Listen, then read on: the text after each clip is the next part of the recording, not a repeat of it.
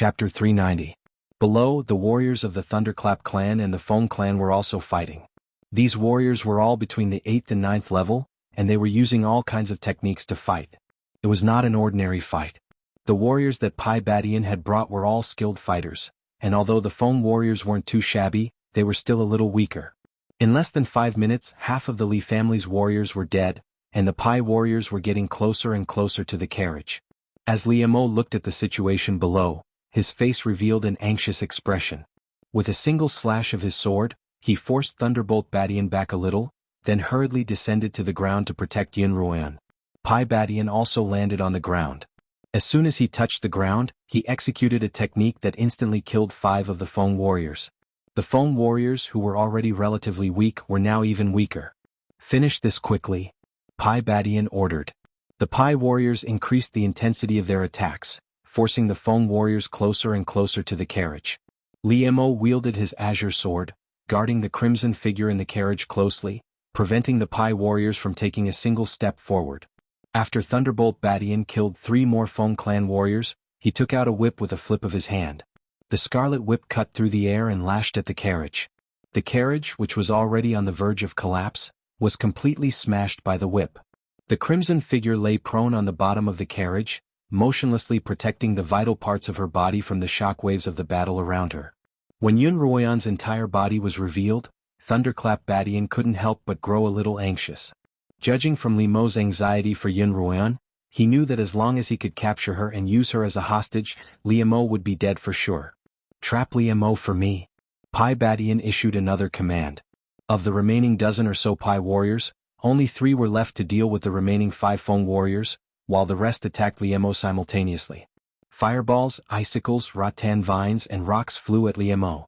Although these techniques weren't enough to hurt him, the overlapping attacks of more than 10 techniques caught him off guard. Furthermore, he had to prevent the attacks from damaging the carriage behind him, so he only had time to react. At this moment, however, Thunderbolt Badian's hands were free.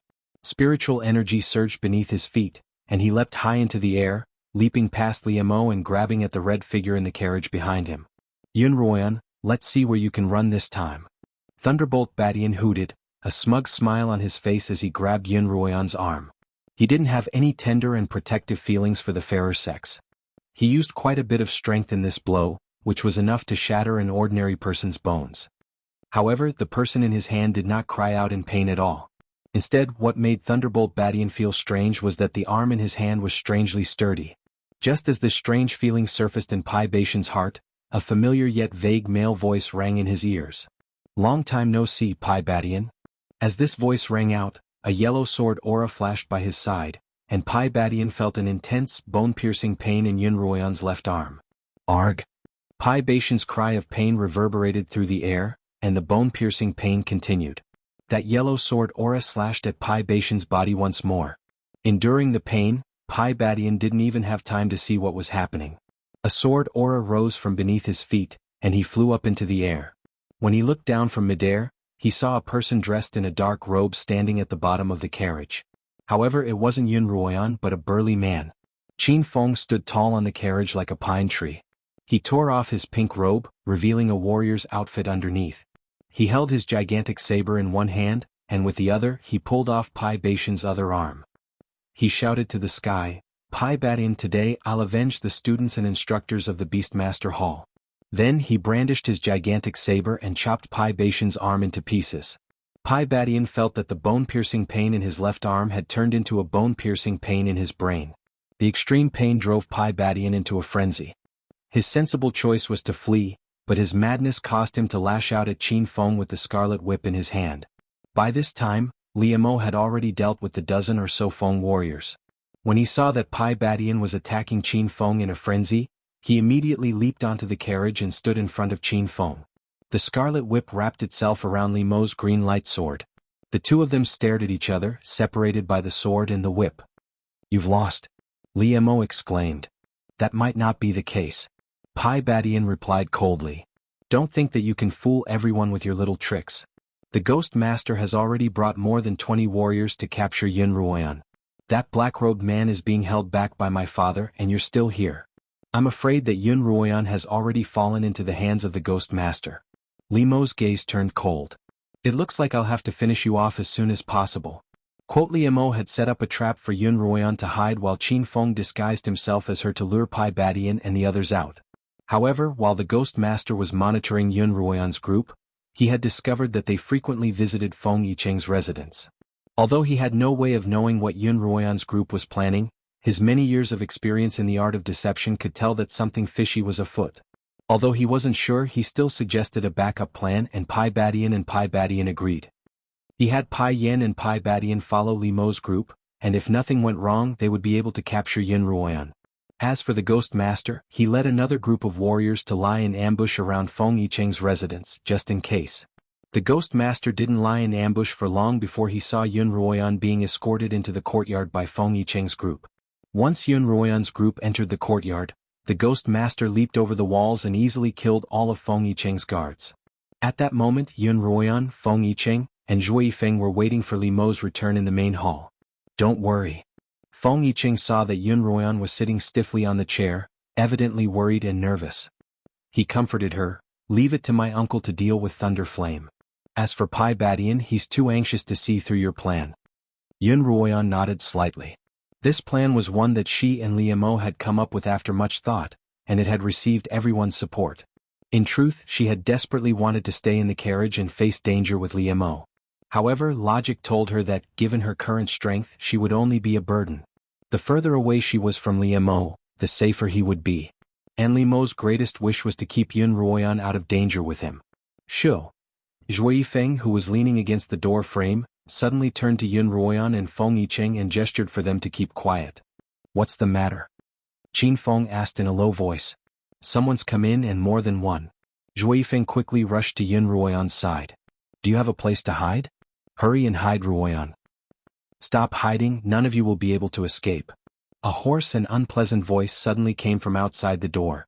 Along with the voice, a gust of cold wind blew in from outside the door. The cold wind carried a wisp of black energy, and it slowly coalesced into a black figure not far from Yun Ruoyan. The Ghost Master. Yun Ruoyan called out.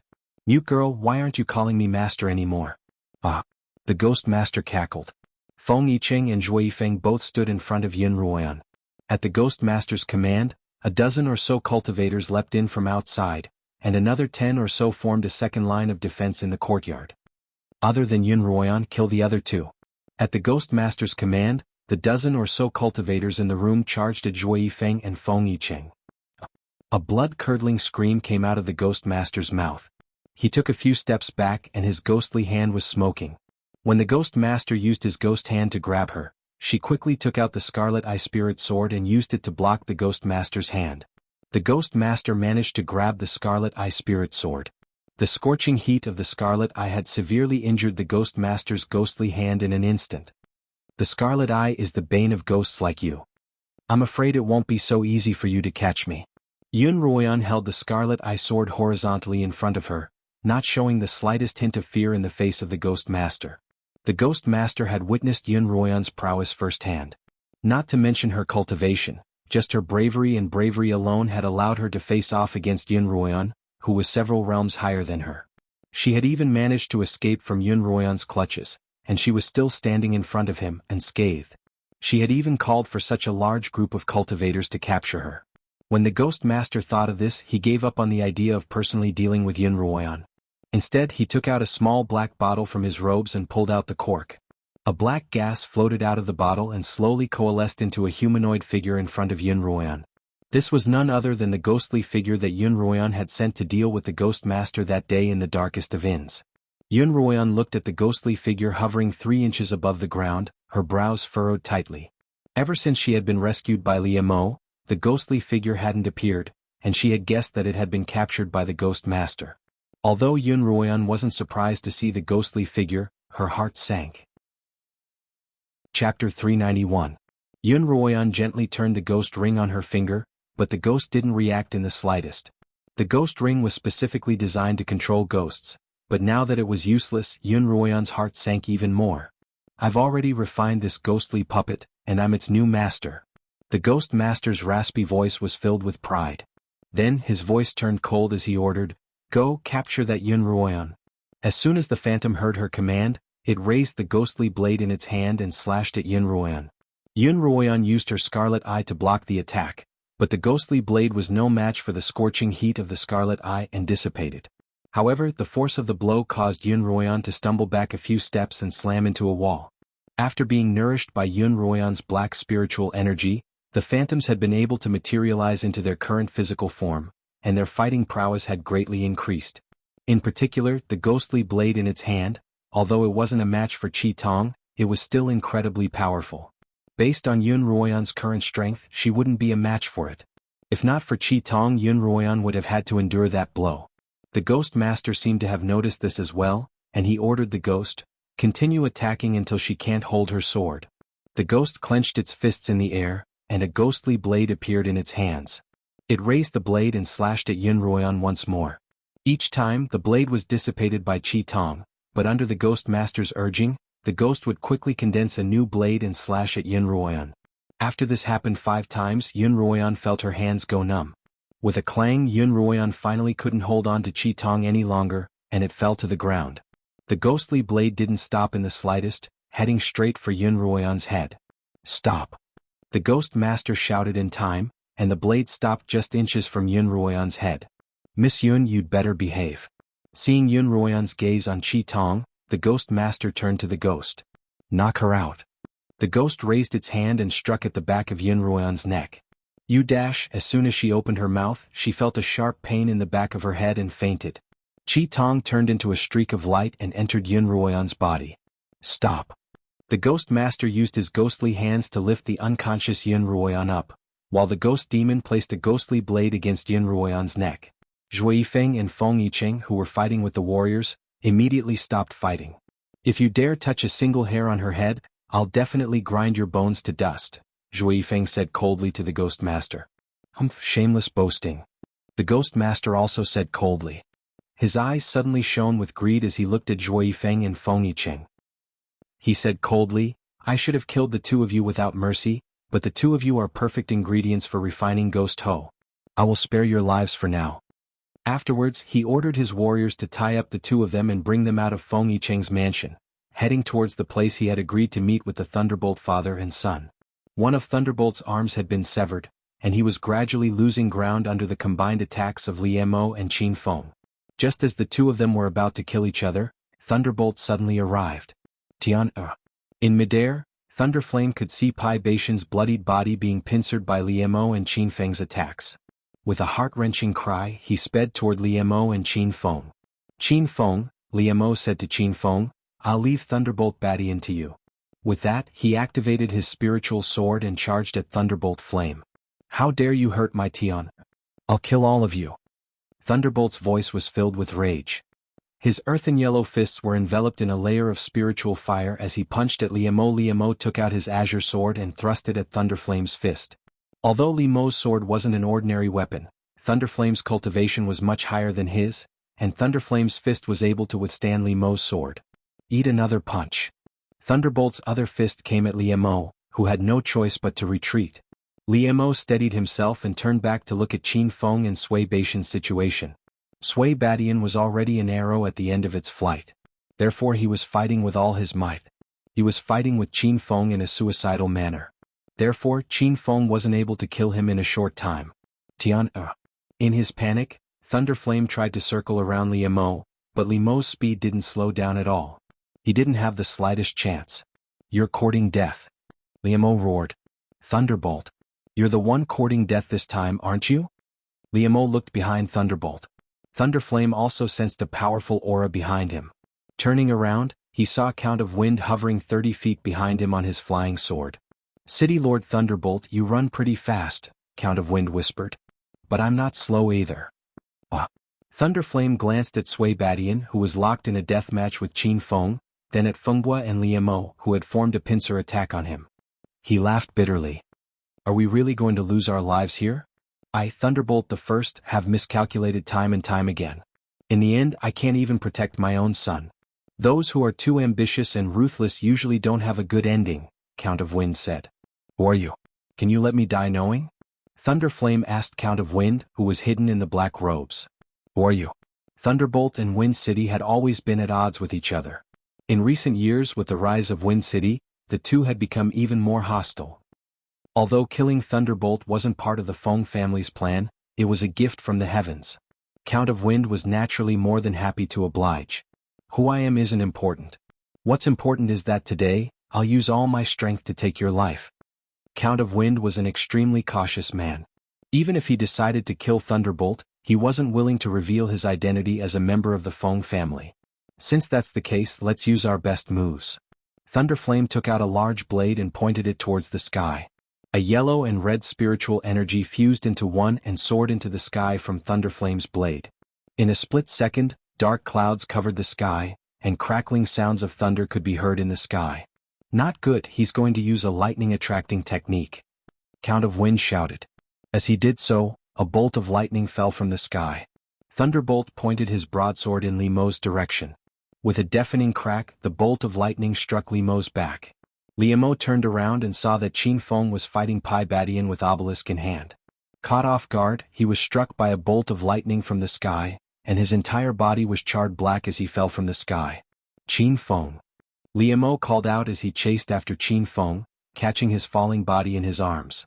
Li Mo Qin Feng was still conscious. With great difficulty he said, "You must kill Thunderbolt Badian for me. Avenge the students and instructors of my Imperial Beast Hall." "All right, I'll definitely kill him," Li Mo replied. When Qin Feng heard this, a faint smile appeared on his charred face. His eyes slowly closed, but it wasn't clear whether he was dead or unconscious. Li Mo couldn't be bothered with him. He placed him on the ground, then looked in Thunderbolt's direction. However, another bolt of lightning struck Li Mo. In order to protect Qin Feng, Li Mo held his sword in front of him and took the brunt of the lightning. The lightning was indeed powerful, and Li Mo's entire body went numb. Kacha kacha. Following that, more bolts of lightning fell from the sky. Li Mo and Count of Wind were so busy dealing with the lightning that they didn't have the time to care about the heavily injured Thunderbolt. When the first round of lightning ended, Li Mo discovered that Thunderbolt had disappeared. He didn't even know when he'd escaped. Li Mo, on the other hand, could barely hold on after 2 or 3 bolts of lightning. Count of Wind rushed in front of Li Mo on his sword. After Pai Badian escaped, Pai Yin no longer had anything to worry about and began to focus on dealing with Count of Wind and Li Mo. Count of Wind stood in front of Li Mo and a few bolts of lightning struck Count of Wind at almost the same time, but Count of Wind managed to withstand them all. His level of cultivation surprised both Pai Badian and Li Mo. Crack. A huge bolt of lightning struck Feng Bo's body once again. His black robe was torn apart by the huge lightning bolt, revealing Feng Bo's true appearance. "Count of Wind from the Feng clan, it's you." Thunderbolt recognized Count of Wind at a glance. Count of Wind often accompanied Feng Yenyang to various events between the 7 cities, so there were many who could recognize him. In addition, Count of Wind had defeated Thunderbolt in the previous tournament, so Thunderbolt had a deep impression of him. "It really is someone from the Feng family," Thunderbolt gritted his teeth. "We'll pay you back for what we've suffered today." Then he flew off on his sword. Count of Wind was just about to chase after him when Li Mo called out from behind, "Count of Wind, hurry to Feng Yicheng's manor. Ruoyan might be in danger." Li Mo had withstood 3 or 4 bolts of lightning. Although he wasn't seriously injured, his spiritual energy had been temporarily impeded. He didn't have time to recover before he leaped onto Count of Wind's sword and sped toward Feng Yicheng's manor. Not long after the two of them flew off, a streak of sword light shot toward them. It was none other than Feng Yicheng. "Brotherly uncle." Feng Yicheng called out anxiously. "Hurry up and save Zhui Feng and Miss Yun." "What happened to them?" Count of Wind asked. "Thunderbolt's subordinate, a ghostly master, broke into my manor and captured the 2 of them. I was captured as well, but Zhui Feng killed a few of the warriors around me and helped me escape," Feng Yicheng explained. "How are they?" Li Mo asked anxiously. "Miss Yun has been knocked unconscious, and Zhui Feng is seriously injured," Feng Yicheng replied. "Which direction did they go?" "Take us there," Count of Wind said. With Feng Yicheng leading the way, the 3 of them chased after the ghostly master's group. Chapter 392. Under Feng Yicheng's lead, Li Mo and Count of Feng chased after the ghost master. "I wasn't in a hurry to leave after escaping," Feng Yicheng said to the 2 men beside him. Up ahead, Feng Yicheng flew on his sword as he said to the 2 people beside him, "I saw Ghost Master take Lady Yun and another warrior to escort Zhui Feng to the east. The other warriors didn't go with him and left in another direction." The more people there are, the bigger the target. They're trying to split into two groups, Feng Yiqing explained. It's nighttime now and the city gates aren't open at night, so the ghost master and his men can only leave through the air. If too many people leave the city at once, they'll definitely attract attention, so the Pai family's warriors won't leave tonight. They'll cover for the Pai father and son as well as the ghost master, so that they can leave Wind City first. Count of Feng, brother Feng, look. As soon as Count of Feng finished speaking, Liemo saw a huge fire rising from the southern side of Wind City. The Pai family must have deliberately set this fire to attract attention, Feng Yiqing said. The three of them paused in midair and Count of Feng turned to Feng Yiqing. Yiqing returned to the city to help. Make sure to capture every single one of the Pai family's warriors. Liemo and I will chase after the Pai father and son. Feng Yiqing was only a 9th-rank swordsman, so he wouldn't be of much help even if he followed. Upon receiving Count of Feng's orders, he turned and flew toward the area where Wind City was on fire. Count of Feng, where will the Pai father and son leave Wind City? Liemo asked as he stood behind Count of Feng. Although Wind City's defenses weren't as exaggerated as those of Pai City, Liemo could tell that Wind City's defenses were lax on the outside but tight on the inside. Apart from the 4 city gates, we've set up at least 10 hidden sentries along the city walls, Count of Feng explained. As long as an unknown person leaves the city at night, they won't be able to escape the eyes of these sentries. As soon as they're discovered, a signal flare will be sent out. As soon as Count of Feng finished speaking, another purple signal flare flew into the sky from the eastern city wall. There's a signal flare there. Liemo pointed ahead. They left from there. Let's chase after them. The sword light under Feng Bo's feet instantly turned into a stream of light and chased after the signal flare. When they arrived, the two of them saw that the sentries set up by the city wall had already been destroyed, and the 3 warriors were all heavily injured and lying on the ground. Where are they? Count of Wind asked one of the warriors who was still conscious. That warrior pointed outside the city wall with difficulty and said, "We couldn't stop them. They all flew out of the city." The two of them continued out of the city in pursuit, and this pursuit lasted for an entire day and night. Only when they reached the gates of Thunderbolt City did they finally see the Thunderbolt father and son, as well as the Ghost Master, xuanhuan, and the others. However, they were still more than a kilometer away. Zhuo Yifeng was escorted into Thunderclap City by the Thunderclap father and son, as well as the Ghost Master and another warrior. Count of Wind rode his sword and stopped outside Thunderclap City. In the end, I still didn't catch up. As soon as he finished speaking, a figure flashed by his side. It was Liemo, who was riding his own sword of azure light toward Thunderclap City. "No!" Count of Wind hurriedly shouted as he chased after Liemo. "Liemo, stop right there." Count of Wind was much faster than Liemo, and he quickly caught up to Liemo and blocked his path. "Get out of my way, I'm going to save Yen'er." Because of his anxiety, Liemo's eyes were slightly red. Just now he had clearly seen xuanhuan being carried on the Ghost Master's shoulders. That silent movement made Liemo feel as if a knife was stabbing into his heart. If we'd caught up to them outside Thunderclap City, we'd naturally have to do our best to save them because that way, there'd still be a chance that they'd be rescued. But if we tried to rescue them now, not only would we not have any hope of getting them out, we might even lose our lives. Count of Wind tried to stop him. "Count of Wind." Liemo frowned. "Can't you and I save 1 or 2 people from the Thunderclap family given our strength?" Count of Wind was the strongest person Liemo had ever seen on the Dark Abyss continent. Although Count of Wind wasn't the strongest, his cultivation was still top-notch. The two of them working together could easily be imagined, which was why Liemo had asked such a question. You might not know this, but the Thunderclap family hides a frightening power, one that the two of us can't fight against. Count of Wind sighed, a look of awe on his face. "What frightening power?" Liemo asked. "As for what exactly it is, no one outside of the Thunderclap family knows," Count of Wind replied. Count of Wind replied, "I only know that this power comes from the extreme Abyss continent. Do you remember when you were sealed in the ocean when you first arrived here?" "Of course I do," Liemo replied. Anyone who had experienced that would likely never forget that scene for the rest of their lives. "The seal is actually a mirror called the sky-flipping mirror," Yi Futian said. "The sky-turning mirror?" Liemo recalled what had happened that day, and the image of a mirror that was suspended in midair and radiating light appeared in his mind. That day, everyone had faced a crisis they had never encountered before, so most of their attention had been focused on the 7 great families. Even if they had noticed the mirror that had trapped them, they hadn't paid much attention to it. But now the image of that mirror had appeared clearly in Li Mo's mind. Does the sky-turning mirror have any other kind of power other than a restriction? Li Mo asked. Not only can the sky-turning mirror set up a restriction, it can also communicate with the upper continents, Count of Wind said. This means that the Thunderclap family has long since latched onto the upper continent's thighs. This is one of the main reasons why the Thunderclap family dares to act as they please on the Netherabese continent. As for the upper continents and the upper continents, Li Mo knew much more about them than most people. The upper continents were what the intermediate continents and the lower continents called the powerful cultivators of the upper continents. Li Mo wasn't surprised that the sky-turning mirror could communicate with the upper continents. Back on the Xuanhuan continent, the first elder had communicated with the upper continents through the all-seeing mirror. The upper continents had allowed them to travel from the lower Xuanhuan continent to the intermediate continent, and the number of cultivators they had brought was also in accordance with the upper continent's wishes. Through Empress Snow Eye, Li Mo learned that the upper continents were the elders of the Silver Dragon clan. There were 7 elders in the Silver Dragon clan, and they formed a council of elders that was in charge of all matters pertaining to the clan.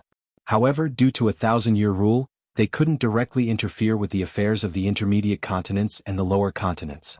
Even the first elder didn't dare to break this rule. Only when there was a special situation would the council of elders come up with a plan to communicate to the intermediate and lower continents. Li Mo's group, as well as many cultivators from the lower continents, had come to the Xuanhuan continent as a result of this intervention. As for why they were required to send people here every 3 years, Li Mo couldn't think of a reason. As far as I know, the upper continents aren't allowed to interact with the people of the intermediate and lower continents alone, much less provide them with help. You know this too? The first elder was rather surprised that Li Mo knew this. I learned it from my master, Li Mo replied. My master is the person with the highest status on the continent, and he can communicate with the upper continents through the all-seeing mirror. No wonder. The first elder nodded. 20 years ago, the 7 cities also had a mirror that allowed them to communicate with the upper continents, but it suddenly broke for no apparent reason. Since then, the 7 cities have lost contact with the upper continents. Not long after, the Thunder clan brought out the sky-flipping mirror. Everyone has seen the power of the sky-flipping mirror. This is one of the reasons why many small clans are afraid of the Thunder clan. Fortunately, the Thunder clan doesn't dare to use the mirror to do whatever they want. However, it is absolutely impossible to force your way into the Thunder clan. If you anger that person, I'm afraid that you, I, and even Wind City will suffer. Li Mo had no choice but to give up on the idea of charging into Thunderbolt City immediately. Now that Thunderbolt has seen my face, there's no way he'll let the Feng family off the hook. He's been looking for an opportunity to confront the Thunderbolt family, and now that they've found a chance, I'm afraid Thunderbolt will start his revenge very soon. I have to return to Wine City to inform the city lord and help him defend the city. Then I'll stay behind and sneak into the city to find a chance to save them, Li Mo said. That's all we can do for now, Thunderbolt said worriedly. Don't be rash. Thank you for the reminder. I know what to do, Li Mo replied. Thunderbolt returned to Wine City on his sword, while Li Mo landed outside the city and searched for an opportunity to enter Thunderbolt City. Tian, how are you? Thunderbolt asked anxiously as soon as he entered Thunderbolt City. Because there were pursuers behind them, he had been carrying Thunderbolt Badian along the way and didn't have the chance to treat Thunderbolt Bashan's arm. Although Thunderbolt Badian had performed a simple hemostasis treatment and had taken some medicine to stop the bleeding, his face was still devoid of color due to excessive blood loss. Father, before he could finish his sentence, Thunderbolt's vision darkened and he fainted.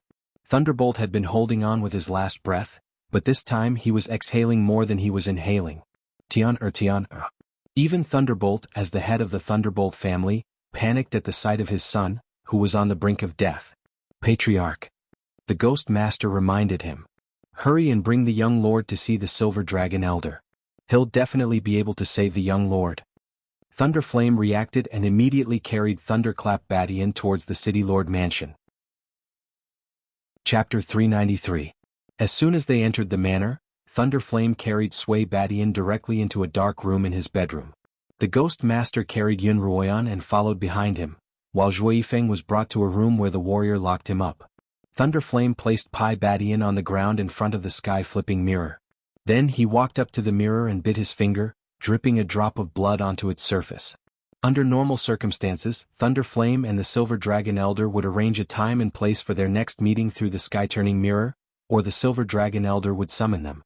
If Thunderflame wanted to see the Elder, he would have to use his blood essence to activate the sky-turning mirror, and only then would he be able to contact the Elder. The drop of essence blood that had dripped from the middle finger landed on the surface of the sky-turning mirror and was quickly absorbed by it. An image gradually appeared on the pitch-black surface of the mirror. The Silver Dragon Grand Elder appeared on the surface of the mirror. Thunderflame, why have you summoned me at this time? The Elder seemed displeased to be interrupted in the middle of something. Have you captured Xuanhuan? Before Thunderflame could finish his sentence, he fell to his knees and sobbed to the Silver Dragon Elder. Xuanhuan has been captured. However, my son, Pai Badian, was severely injured during the capture. I beg the Elder to save my son's life. The Ghost Master placed Xuanhuan on the ground from his shoulder for the Elder to see. The Elder's snow-white face suddenly appeared on the surface of the mirror, and as soon as he saw Xuanhuan's face clearly, a ray of white light shot out from the mirror and landed on Xuanhuan's body. Yes, that's right. The Elder finally smiled in satisfaction. She's indeed the heir of the Silver Dragon bloodline. The demonic dragon blood in her body is even thicker than her father's. Thunderflame, Ghost Master, you've done well this time. Elder, look at my son. Thunderflame prostrated on the ground, his voice trembling from his anxiety. Since he was injured while working for me, I naturally won't leave him be. The beam of divine light from the sky-turning mirror shifted from Xuanhuan's body to Thunderbolt Bashan's. Only when Thunderflame saw that Pai Bashan's face was slowly regaining some color did he finally relax. He looked at Xuanhuan, who was also lying on the ground, and the hatred in his eyes was so intense that it seemed as if he wanted to tear Xuanhuan to shreds to appease even a fraction of his anger. His life is no longer in danger. In less than half a cup of tea's time, the Silver Dragon Elder had finished treating Thunderflame's injuries. Thank you, Great Elder. Thunderflame kowtowed on the ground. First Elder, what should we do with Xuanhuan? She was seriously injured last time and hasn't fully recovered yet. The Great Elder said, keep her here first and let her recover from her internal injuries. I'll bring her back in 5 days. Do you still want to treat her? Thunderflame asked carefully. As far as he knew, the demonic and silver dragons were mortal enemies, and the First Elder should have dealt with Xuanhuan as soon as he'd captured her. Why would he still want to treat her injuries? More than a decade ago, the First Elder had descended from the extreme abyss continent the day after he'd captured Xuanhuan. Why would Xuanhuan still have to stay here for 5 days? I need Xuanhuan in perfect condition. The Silver Dragon Elder could naturally see Thunderflame's confusion. As for why, that's not for you to ask. Just remember, I want to see Xuanhuan in perfect condition in 5 days. Yes, Elder, don't worry. I won't disappoint you in 5 days, Thunderflame replied. But Xuanhuan is too cunning, and her spiritual sword is too powerful. If she fully recovers her cultivation, I'm afraid I won't be able to keep her here. Just use the seal of the sky-turning seal to lock her up. I doubt she'll be able to break out of it, the Silver Dragon Elder instructed. When Xuanhuan woke up, she found herself lying in a pillar of white light that came from a mirror not far from her.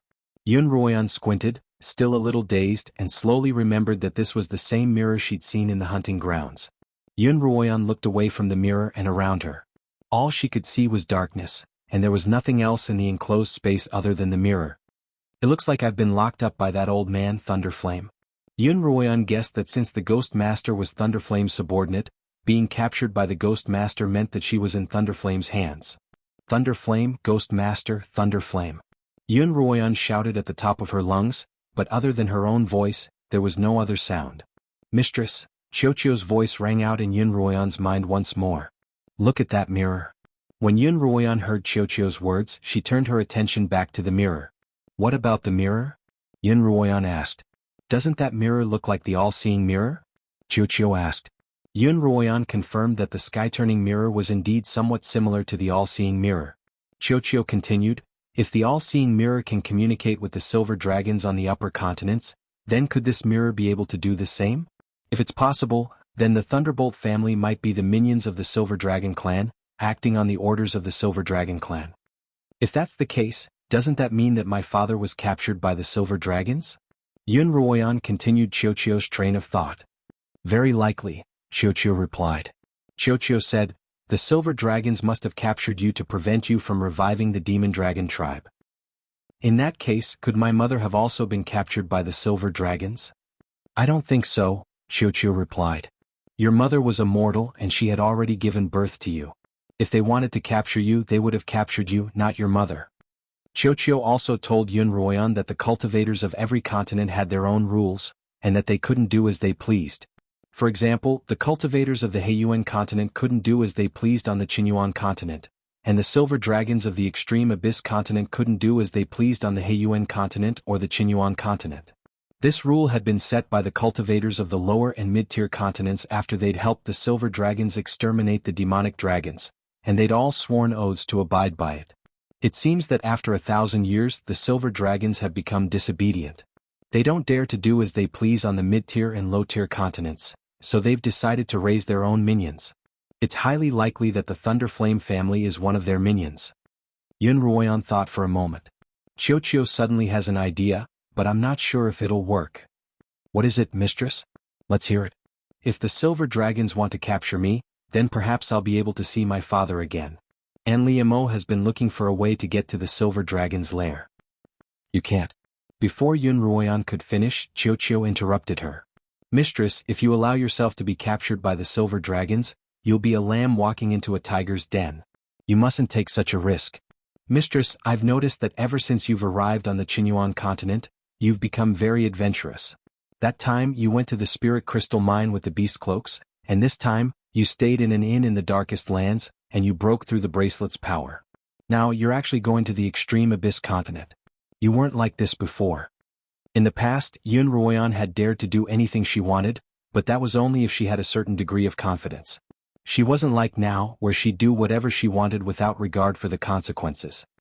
Now that you mention it, it does seem like it.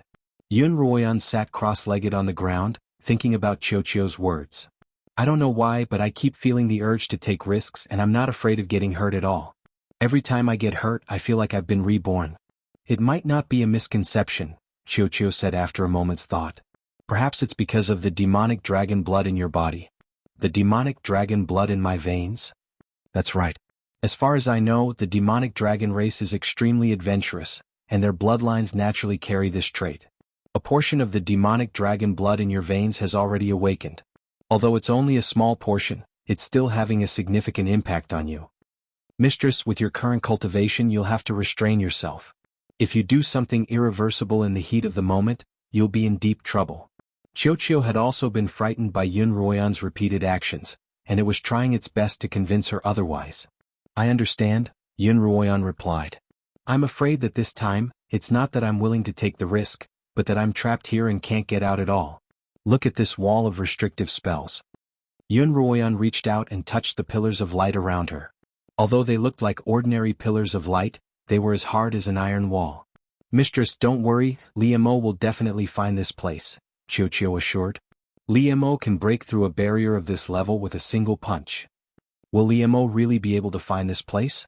Yun Ruoyan asked Xiao. How can you be so sure? Because I can already sense Liemo's aura, but because of this restrictive spell, I can't communicate with him. In that case, Liemo must be nearby.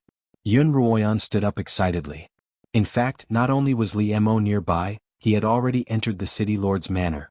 In the morning, he had disguised himself as a farmer delivering vegetables to the city lord's manor, then concealed himself within it. It had been a day since Yun Ruoyan had been captured, and Liemo could sense Xiao's mental energy, but he couldn't communicate with her, nor could he determine her exact location. Liemo didn't know what was going on and he was very anxious. Liemo was rather familiar with the city lord's manor, especially the few hidden prisons. Liemo had searched through them one by one, but he hadn't found any traces of Yun Ruoyan.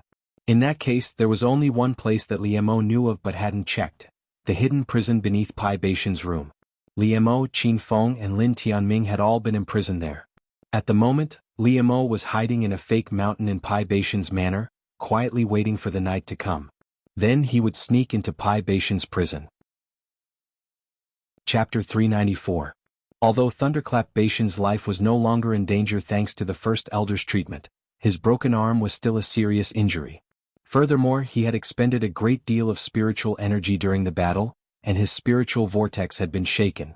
As a result, he had been recuperating in his own room. The courtyard was heavily guarded, and there were even 2 guards guarding the door to Thunderclap Baishan's room. However, this wasn't a problem for Liemo. The sky had finally darkened. Just as Liemo was about to make use of the darkness to avoid the patrolling guards and kill the guard at the gate, a person walked into the courtyard. Second young city lord. The 2 guards at the gate saluted the newcomer. This newcomer was none other than Thunderbolt. At ease, Thunderclap Yang replied. How's my brother? It's nothing serious. He just has some minor injuries that he needs to recuperate from, one of the 2 guards replied.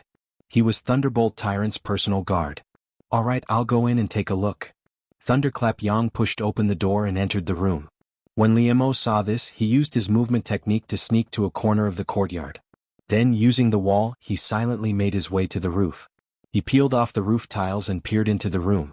Brother, what happened to you? Thunderclap Yang stood by Thunderclap Baishan's bed. My life's been spared, but my arm's been crippled. Thunderclap Baishan's tone was a little dispirited. Losing an arm had been a huge blow to him, but more than that, he was filled with hatred. I wonder if that Xianhuan was struck dead by father's lightning. I hope not, or I'd be letting him off too easily. I'll make sure to scrape his flesh off his bones to appease the hatred in my heart. And Liemo and Xuanhuan, I won't let either of them off. Of course we won't let them off for injuring brother this badly, Thunderclap Yang added. Thunderbolt chimed in, I heard from the servants that you've brought back 2 people this time. I wonder if they're that damned Liemo and Xuanhuan? If they are, I'll go take care of them right now and avenge you. Liemo couldn't help but lean closer to the entrance of the cave to get a clearer view of the situation inside. We did bring back 2 people, but Liemo wasn't there, Thunderclap Badian replied. If not Liemo, then who could it be? It's Xuefeng and that Xuanhuan's. It's all because I wanted to capture that Xuanhuan that I ended up in this state. If you have the chance, you have to take good care of her for me, Thunderbolt Badian gritted his teeth. After exchanging some pleasantries with Pai Badian, Liemo could tell from Pai Baishan's tone that Xuanhuan wasn't in his hands. Thus, he gave up on the idea of exploring the secret prison and followed behind Thunderbolt. Yes, Steward Hu. Go and rest, Thunderbolt said to Steward Hu, who had been following him all this while before closing the door. Guard the door well. Pay more attention to the security of the house these few days, the man with a mustache said to the guard outside the door and left. Thunderclap walked up to the table and lit the lamp. A black silhouette suddenly appeared in front of Thunderclap. Who? Thunderclap was about to scream when he felt a sharp pain in his throat. A cold, powerful hand had gripped his neck. Liemo moved his face closer to the light of the lamp. When Thunderclap saw Liemo, his mouth opened and closed, but no words came out. His face grew redder and redder. Don't scream or I'll kill you immediately, Liemo said coldly before loosening his grip. Ice Cube Face, are you here to save Xuanhuan? Yes, do you know where she's being held? I don't know, Thunderclap replied honestly. Then I'm sorry, second young master, but I'll have to trouble you to be my captive. I want to use you to exchange for Liemo was certain that Xuanhuan had been hidden in some unknown place, and he wouldn't be able to find her if he searched around aimlessly. As a result, he suddenly thought of using Thunderclap as a hostage. However, Thunderclap suddenly laughed bitterly. What are you laughing at? Liemo asked curiously. I'm laughing at how you're going to make the same mistake as Xuanhuan. Thunderclap recalled how Xuanhuan had used him as a hostage to escape from the inn. Although I'm the young lord of the Thunderclap family, compared to my brother, I'm a dispensable existence. I had to cripple one of my brother's arms to capture Xuanhuan, and father won't let her go for my sake. You should give up on this idea.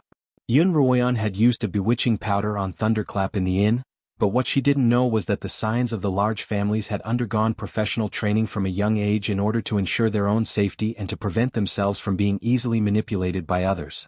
As a result, Xuanhuan's bewitching powder hadn't affected Thunderclap at all, and he had pretended to be affected in order to help Xuanhuan. However, what he hadn't expected was that Thunderclap, who had always doted on him, would sacrifice him to capture Xuanhuan. And this time, when Thunderclap had carried Thunderclap back to the manor, Thunderclap had seen it happen. He had seen Thunderclap carry Thunderclap into his room to treat his wounds, and when Thunderclap had escaped from danger, Thunderclap had stayed by his bedside for an entire day and night, only leaving when Thunderclap had awoken. Thunderclap's heart was filled with indescribable bitterness. He could clearly see that, in the eyes of both the Thunderclap family and Thunderclap, he was nothing more than a dispensable existence. But I can help you save Xuanhuan, Thunderbolt Yang continued after taking a deep breath. You're willing to help me? Liamo frowned. Why? Because. Thunderclap was about to say that he liked her, but when he saw Liamo's cold gaze, he swallowed his words. If I were to tell you the reason, you'd probably beat me to death right now. Once I've rescued Xuanhuan, you can ask her. She'll know. Liamo didn't want to waste time on such a trivial matter. Even if he didn't trust Thunderclap, there was no other way for him to find Xuanhuan. If you lie to me, I'll kill you immediately, Liamo threatened, then removed his hand from Thunderclap's neck. Thunderclap rubbed his neck to relieve the numbness. I don't know where Xuanhuan is being held, but if she's not in my brother's secret prison, then she must be in a secret chamber at my father's 5th high school. A secret chamber in Thunderclap's bedroom? Liamo's eyes gleamed. Yes, there's a secret chamber in my father's bedroom, but I only know of its existence. I don't know how to open it. Thunderclap looked at Liamo's bright eyes. That's why we can't go to my father's room without careful consideration. If we're discovered, not only will you and I be in danger, but Xuanhuan will also have no one to save. Do you have a good idea? Liamo asked. Thunderclap thought for a moment. I do have a plan. My brother has lost an arm and he hates you to the core. If he can't catch you, he'll definitely vent his anger on someone else. What do you mean? I'll go and provoke my brother over the next 2 days, and when he goes to vent his anger, I'll follow him. Perhaps we'll be able to find Xuanhuan, Thunderclap suggested. Liamo could tell that Thunderclap was a vengeful man, and Thunderclap's plan was perfect for Thunderclap. All right, let's do that, Liamo agreed. In Thunderclap's study, Thunderclap wrote 3 letters and handed them to 3 warriors, instructing them to deliver them to the heads of the Wu, Lai, and Qin families as soon as possible. Patriarch, have you really decided to do this? The Ghost Master asked Thunderclap. Thunderclap's 3 letters were intended to form an alliance with the Wu, Lai, and Qin families against the Feng family. The Hua family and Jing family had always been on good terms with the Feng family. Naturally, they were treated as enemies by Thunderflame. In his letter, he said that he wanted to work together with the 3 families to accomplish a great task. The so-called great task was to annihilate the Feng family, the Hua family, and the Zheng family. Thunderclap even made it clear that he was willing to accept the smallest amount of profit, as long as he could kill Liamo and Qin Feng, as well as remove the thorn in his side. The Feng family is practically riding on my head. If I don't do something soon, there'll be no place for the Thunderclap family on the Xuanhuan continent. Thunderclap slammed the table. Everyone had a sore spot, and Thunderclap's was Thunderclap Badian. Thunderclap's loss of an arm had infuriated Thunderclap. For the past few centuries, the Xuanhuan continent has only had 7 cities, and the ones that have been destroyed have generally been the smaller ones. Won't your actions incur the displeasure of the higher-ups? The Ghost Master asked worriedly. Ever since the Divine Mirror of Heaven broke 20 years ago, the Xuanhuan continent has lost all communication with the higher-ups. In the entire continent, I'm the only one who can use the mirror to communicate with the first elder of the Silver Dragons. Thunderclap didn't seem worried at all. I've done a great service by capturing Xuanhuan. As long as I work for the first elder wholeheartedly, he won't blame me for such a small matter. If that's the case, it's a good idea, the Ghost Master replied. The Ghost Master left Thunderclap's room and went straight to a dungeon not far from his room, where Zhui Feng was imprisoned. In the dark, damp dungeon, Zhui Feng was suspended in the air by chains. His body was riddled with crisscrossing whip marks, and his entire body was drenched in blood. At the moment, his head was drooping and he was unconscious. How's it going? Still not giving in? The Ghost Master walked in and asked a bearded warrior holding a metal whip. Chapter 395. Ghost Master, this person's temper is much harder than his skin. The bearded warrior with the iron whip pointed at Zhui Feng, who was covered in blood. Wake him up. The Ghost Master narrowed his cold eyes and looked at Zhui Feng. The bearded warrior picked up a bucket of cold water from the ground and poured it over Zhui Feng's head. It was already late autumn and winter was approaching. When the bone-chilling cold water was poured on Zhui Feng's body, it was like thousands of needles were pricking him at the same time. It was many times more painful than the whip wounds on his body. Zhui Feng frowned and woke up from his coma. Then he saw the Ghost Master standing in front of him. Don't think that I will agree to sign a contract with you. Zhui Feng looked at the Ghost Master and was the first to speak. There was a hint of pride in his tone, as if he had won a battle. I have seen many people who are not afraid of death, but I have never seen anyone who is not afraid of pain. The Ghost Master stretched out his ghostly hand and grabbed Zhui Feng's hair, forcing him to look up at him. The Ghost Master continued, as long as you sign a contract with me and become my ghost slave, you will no longer have to abide by these sins. Bah! Zhuo Yifeng spat on the Ghost Master's face and said, even if I die, I will still be my own ghost. You want me to submit to you? Dream on. The Ghost Master wanted to refine Zhuo Yifeng into his ghost slave, but this required Zhuo Yifeng to voluntarily sign a slave contract with him. Only then could he further extract Zhuo Yifeng's soul and refine it. Zhuo Yifeng naturally would not submit. He had been subjected to 108 tortures, but he did not have the slightest intention of relenting. When an ordinary person was beaten to the point where they wished they were dead, their spirit would completely collapse and they would agree to sign a contract. However, Zhuo Yifeng seemed to be an exception. If that's the case, the Ghost Master put his hand into his hood and wiped his face.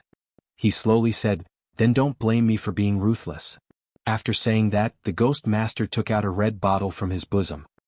He uncorked the bottle and revealed a red, slender worm that was constantly wriggling inside. What do you want? Zhuo Yifeng sensed the danger and asked. It's not too late for you to regret it now. The Ghost Master said gloomily, otherwise once my soul-eroding worm enters your body, you will really wish you were dead. Zhuo Yifeng, on the other hand, still had a stubborn look on his face. Seeing this, the Ghost Master used his long fingernails to scratch Zhuo Yifeng's arm. The sharp nails immediately drew a line of blood on his skin. Then the Ghost Master placed the soul-devouring worm in his hand beside the wound on Zhuo Yifeng's arm. The soul-eroding worm drilled into Zhuo Yifeng's body through his wound. Zhuo Yifeng could clearly see a long bulge on his arm. The bulge swam up along Zhuo Yifeng's arm, all the way to Zhuo Yifeng's head. Zhuo Yifeng let out a painful groan. The soul-devouring worm had entered Zhuo Yifeng's brain, and Zhuo Yifeng felt like it was eating away at his soul. It was a kind of pain that was twice as intense as the pain in the bone marrow. Physical pain will make you faint. The Ghost Master's cold voice rang in Zhuo Yifeng's ear, but the pain of the soul-eroding worms devouring your soul will make you more and more awake. You will clearly feel every bit of pain. Enjoy it, ha.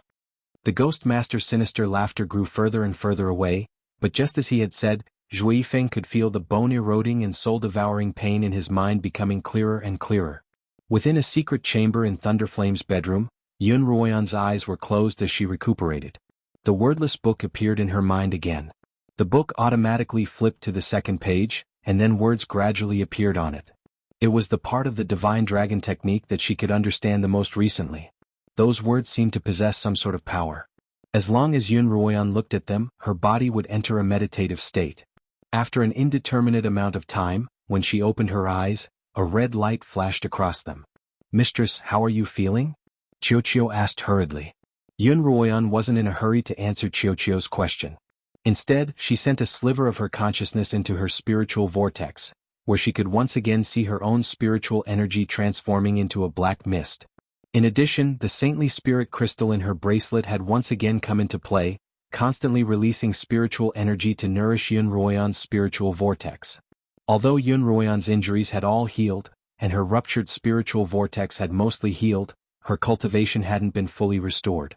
As a result, the saintly spirit crystal wasn't as effective as it was supposed to be. With the nourishment of the saint spirit crystal, Xuanhuan's spiritual vortex was once again filled to the brim after an entire night of cultivation. Qiuqiu. Xuanhuan's voice was filled with suppressed excitement. I feel like I'm about to break through. Mistress, you're about to break through? Qiuqiu's voice was a little surprised. Xuanhuan had only recently become a mid-9th rank blade master, but she was about to break through again so quickly. Mistress, if you break through again, you'll be a peak 9th rank blade master, and you'll only be one step away from becoming a sword saint. Isn't this progress a little too fast? Qiuqiu was finally excited. If Xuanhuan were to break through, it would be able to borrow her strength to try and break through the silver bracelet seal. Qiuqiu, have you noticed that I break through every time I'm injured? Do you think this is the effect of the divine dragon's power? Mistress, from what you've said, it's quite possible. As the two of them spoke, the door to the secret chamber was pushed open. Thunderflame's personal guard entered, placing a red wooden box on the floor and pushing it into the pillar of light. Because Xuanhuan had already reached the point where she didn't need to eat, no one brought her 3 meals a day. However, someone would bring her high-grade spiritual pills every day. These pills were incredibly rare and precious, and were one of the reasons why Xuanhuan was able to recover so quickly. What do you want exactly? The guard placed the box down and was about to leave when Xuanhuan's voice rang out from behind him. "You'll know in 2 days," the guard replied. "What happens in 2 days?" Xuanhuan asked, and the guard left without looking back. No matter what happened in 2 days, what Xuanhuan needed to do right now was to cultivate as fast as possible. Just a little bit of cultivation would increase her chances of escaping. While the Thunderflame family was busy trying to win over the other major families to deal with the Feng family, the Feng family wasn't idle either. When the Count of Feng returned, he reported his identity to Feng Yicheng. Feng Yicheng sent his son, Feng Mian, to the Hua and Jing families to convince them to help him in future battles. Although the two families were on good terms with the Feng family, they were still a little hesitant to oppose the Thunderflame family. The head of the Zheng family finally agreed after a long period of consideration, but the Hua family decided not to help either family. Feng Yicheng received news that the Wu, Lai and Qin families had all allied with the Thunderflame family, but he only had the Jing family as his ally. The difference in strength was still too great. Just then Feng Yicheng brought news. After a long period of activity in Thunderflame City and a few other cities, the troop had successfully won over nearly 100 smaller families who were willing to submit to them. Although these families were weak, 100 of them could still be considered a force strong enough to resist a major family. "Patriarch, there's one family we might be able to fight for," Feng Yicheng said to Feng Yenyang. "Which family?" Feng Yenyang asked. "The Lai family." Feng Yicheng said, "Lai Fenglan used to be the head of the Lai family, but ever since Lai Yun was poisoned by the corpse poison, Lai Fenglan has been in seclusion to prolong Lai Yun's life. The Lai family is now controlled by his son, Lai Senator. I've interacted with him before, and he seems to be someone we can negotiate with." "Alright, in that case I'll leave this matter to you," Feng Yenyang said. He then turned to the Count of Feng. "How is young Master Li doing in Thunderflame City? Even if we manage to save him, it won't be easy for him to escape. Go and help him." "Yes, Patriarch." Although Count of the Wind agreed, his tone was rather worried. "Patriarch, if we really shed all pretense of cordiality with the Thunderbolt clan, wouldn't we anger the superior behind the Thunderbolt clan?" Not many people knew of the Thunderflame clan's backer, but the Count of Feng and Feng Yenyang were among them. "Don't worry about that." Feng Yenyang shook his head.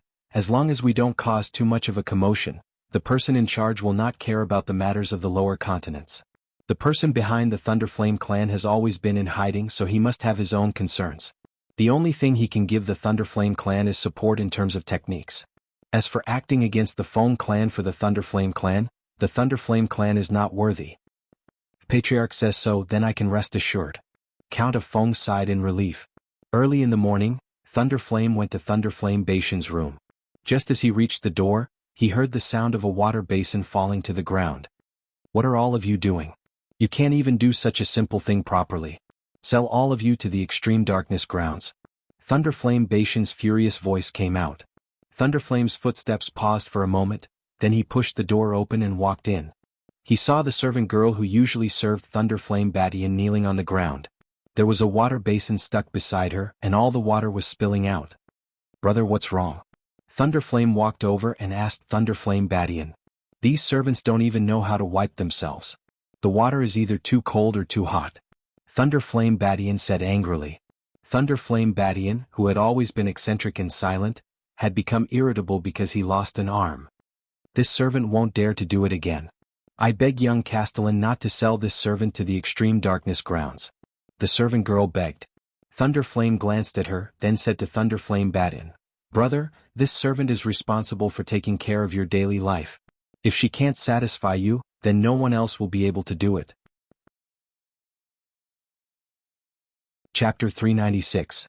Thunderbolt waved his hand at the maidservant.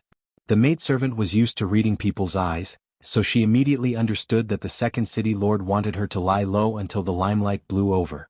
The maid crept up and left.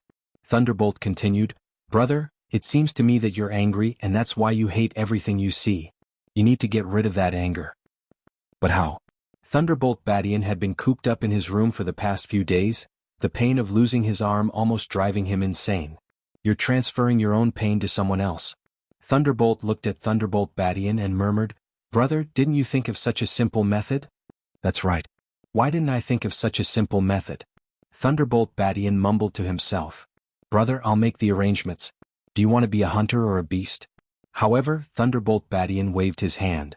I'm a little tired today, so let's do it another day. He lay down as if he didn't want to talk anymore. Then rest well, brother. I'll come visit when I'm free. Thunderbolt Badian left Thunderbolt Bashan's room and returned to his own. How is it? Liamo asked as soon as Thunderbolt Badian entered his room. Not much of a problem. Just stay in my brother's courtyard tonight, and he'll most likely bring you to xuanhuan. Thunderbolt sat down on a chair by the table, his face expressionless, and it was hard to tell whether he was happy or unhappy. Deceiving his own brother and betraying his own family was something he had never even considered, but he had done it. How are you so sure? Liamo asked worriedly. What if he doesn't go? Do you have any other ideas? I know my own brother very well. Thunderbolt smiled bitterly and said, when I was young he brought me out to ride a horse. In the end the horse threw him off and injured his leg. When he came back he couldn't take it anymore and rushed back that very night to kill the horse. Only then was his anger appeased. Now that he's lost an arm, you can imagine how angry he is. Since he can't hurt you, he'll definitely vent all his anger on your woman. Upon hearing Thunderbolt's words, Liamo shot to his feet, clenching his fists. I won't give him that chance. How is it? Did he nod? Outside the cell, the Ghost Master asked the bearded warrior. Not yet, Big Beardy said as he wiped the sweat off his forehead. Ghost Master, why don't you go and take a look yourself? There's no need. When he gives in, send someone to inform him. After saying that, the Ghost Master left. Another layer of sweat appeared on Big Beardy's forehead. Then, he gritted his teeth and walked into the inner room of the noisy room. Zhui Feng, who was chained up in the middle of the cell, had been tortured to the point where he didn't look like a human or a ghost. At first, he would yell and scream in pain, but now he seemed to have gotten used to the pain. Was the heavens really going to give him a way out? Zhui Feng, who was used to going through many trials and tribulations, was never one to take chances. You're about to die anyway, so what's the big deal? The evil voice guided Zhui Feng. If you want to live, rather than sell your soul to your enemies, why not sell it to me? I'll leave you with a little. Zhui Feng was silent for a long while before he finally made up his mind. Rather than dying for nothing, he might as well take a gamble. Okay, I agree, Zhui Feng said. Tell me, what should I do? That's simple. As long as you agree to fuse with me and don't have any resistance, the evil voice said impatiently. The evil voice said impatiently, after fusing with me, you will have my power. Not to mention escaping from this place, even raising this place to the ground would be a piece of cake. To save xuanhuan for all the things I haven't finished yet and to survive. Zhui Feng thought about this in his heart, and then he finally made up his mind and began to follow the demonic spirit's request. He eliminated all distracting thoughts and only wanted to accept the fusion. The bearded man looked at Zhui Feng for a long time. Seeing that he didn't have the slightest reaction, he became bolder and picked up a bucket of cold water from the ground. He raised it above Zhui Feng's head and was about to pour it down. At this time, Zhui Feng suddenly opened his eyes and stared straight at the bearded man. It was a pair of black eyes that seemed to be empty, like two bottomless wells, or like two starless nights that had been split apart. From this pair of eyes that were so strange that one couldn't look directly at them, two beams of light that seemed to be able to pierce one's soul. The bearded man screamed and then took a few steps back. He flipped over the bucket of cold water in his hand, and with a splash, the bucket of ice water splashed all over the bearded man's body. The bearded man seemed to be frozen in ice and he stood there motionlessly. With 2 clicks, the shackles on Zhui Feng's wrists were automatically unlocked. He fell from midair and then stood steadily on the ground. Zhui Feng pointed at the bearded man, and the bearded man knelt on the ground with a plop. The evil and powerful force emitted from Zhui Feng's body was like a huge rock pressing down on the bearded man's body. Grandpa, please spare my life, please spare my life. The bearded man begged on the ground. Zhui Feng clearly enjoyed the begging of others. He opened his mouth and let out a hoarse, dry and evil laugh. Grandpa, please spare your life. All right, Grandpa will spare your life. Zhui Feng said as he walked in front of the bearded man and placed his hand on the bearded man's head. Then, a shadow that looked exactly like the bearded man was taken away from the bearded man's body as if he was carrying a broken bag. The bearded man's eyes instantly lost their luster, and his expression instantly became dull. Grandpa won't kill you, but you'll be a walking corpse from now on. Ah. Zhui Feng laughed, but he suddenly stopped halfway. Zhui Feng opened his mouth and said as if he was talking to himself, "This is just a small fry. The person who needs to be dealt with is outside." This time, the voice was not the evil and hoarse voice, but Zhui Feng's own voice. He said, "I want to go out now and raze this place to the ground." Wait, you can't." The evil voice sounded again, and its tone was a little embarrassed. "This demon lord has just woken up not long ago, and my skills have not fully recovered. So, it's better to hold off on razing this place to the ground. If that's the case, then I'll go kill the ghost master first," Zhui Feng said. "Wait." The evil voice stopped him again. "I haven't recovered much of my skills, so I can't waste it. It's better to outsmart him." The ghost master was cultivating in his room when suddenly there was a knock on the door. "Ghost master." It was the bearded warrior's voice. "He gave in."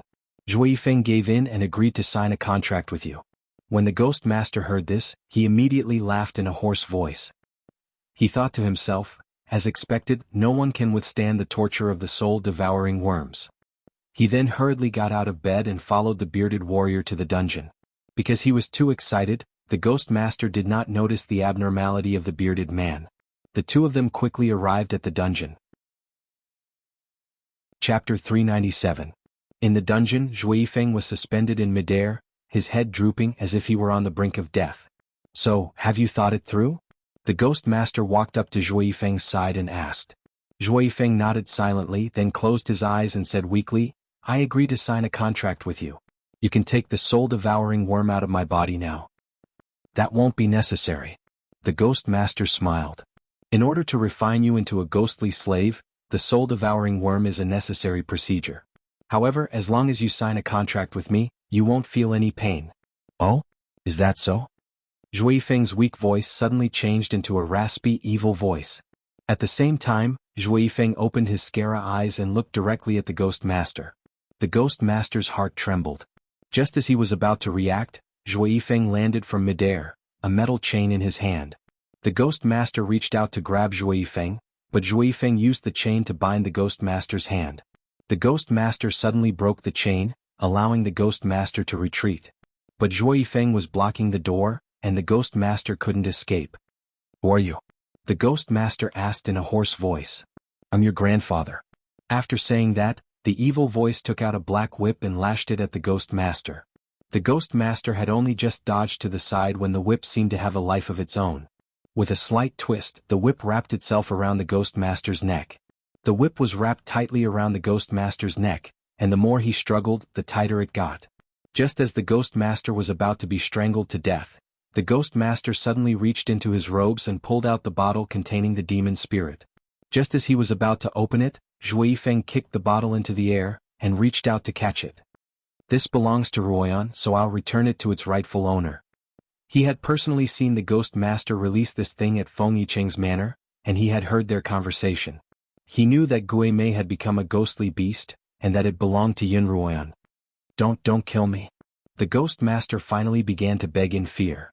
"If you promise not to kill me, I'll help you remove the soul-devouring worm from your body. Otherwise, you'll be tortured by it for the rest of your life." Jijiga. The moment Zhui Feng opened his mouth, his voice suddenly changed and he let out a series of evil laughter.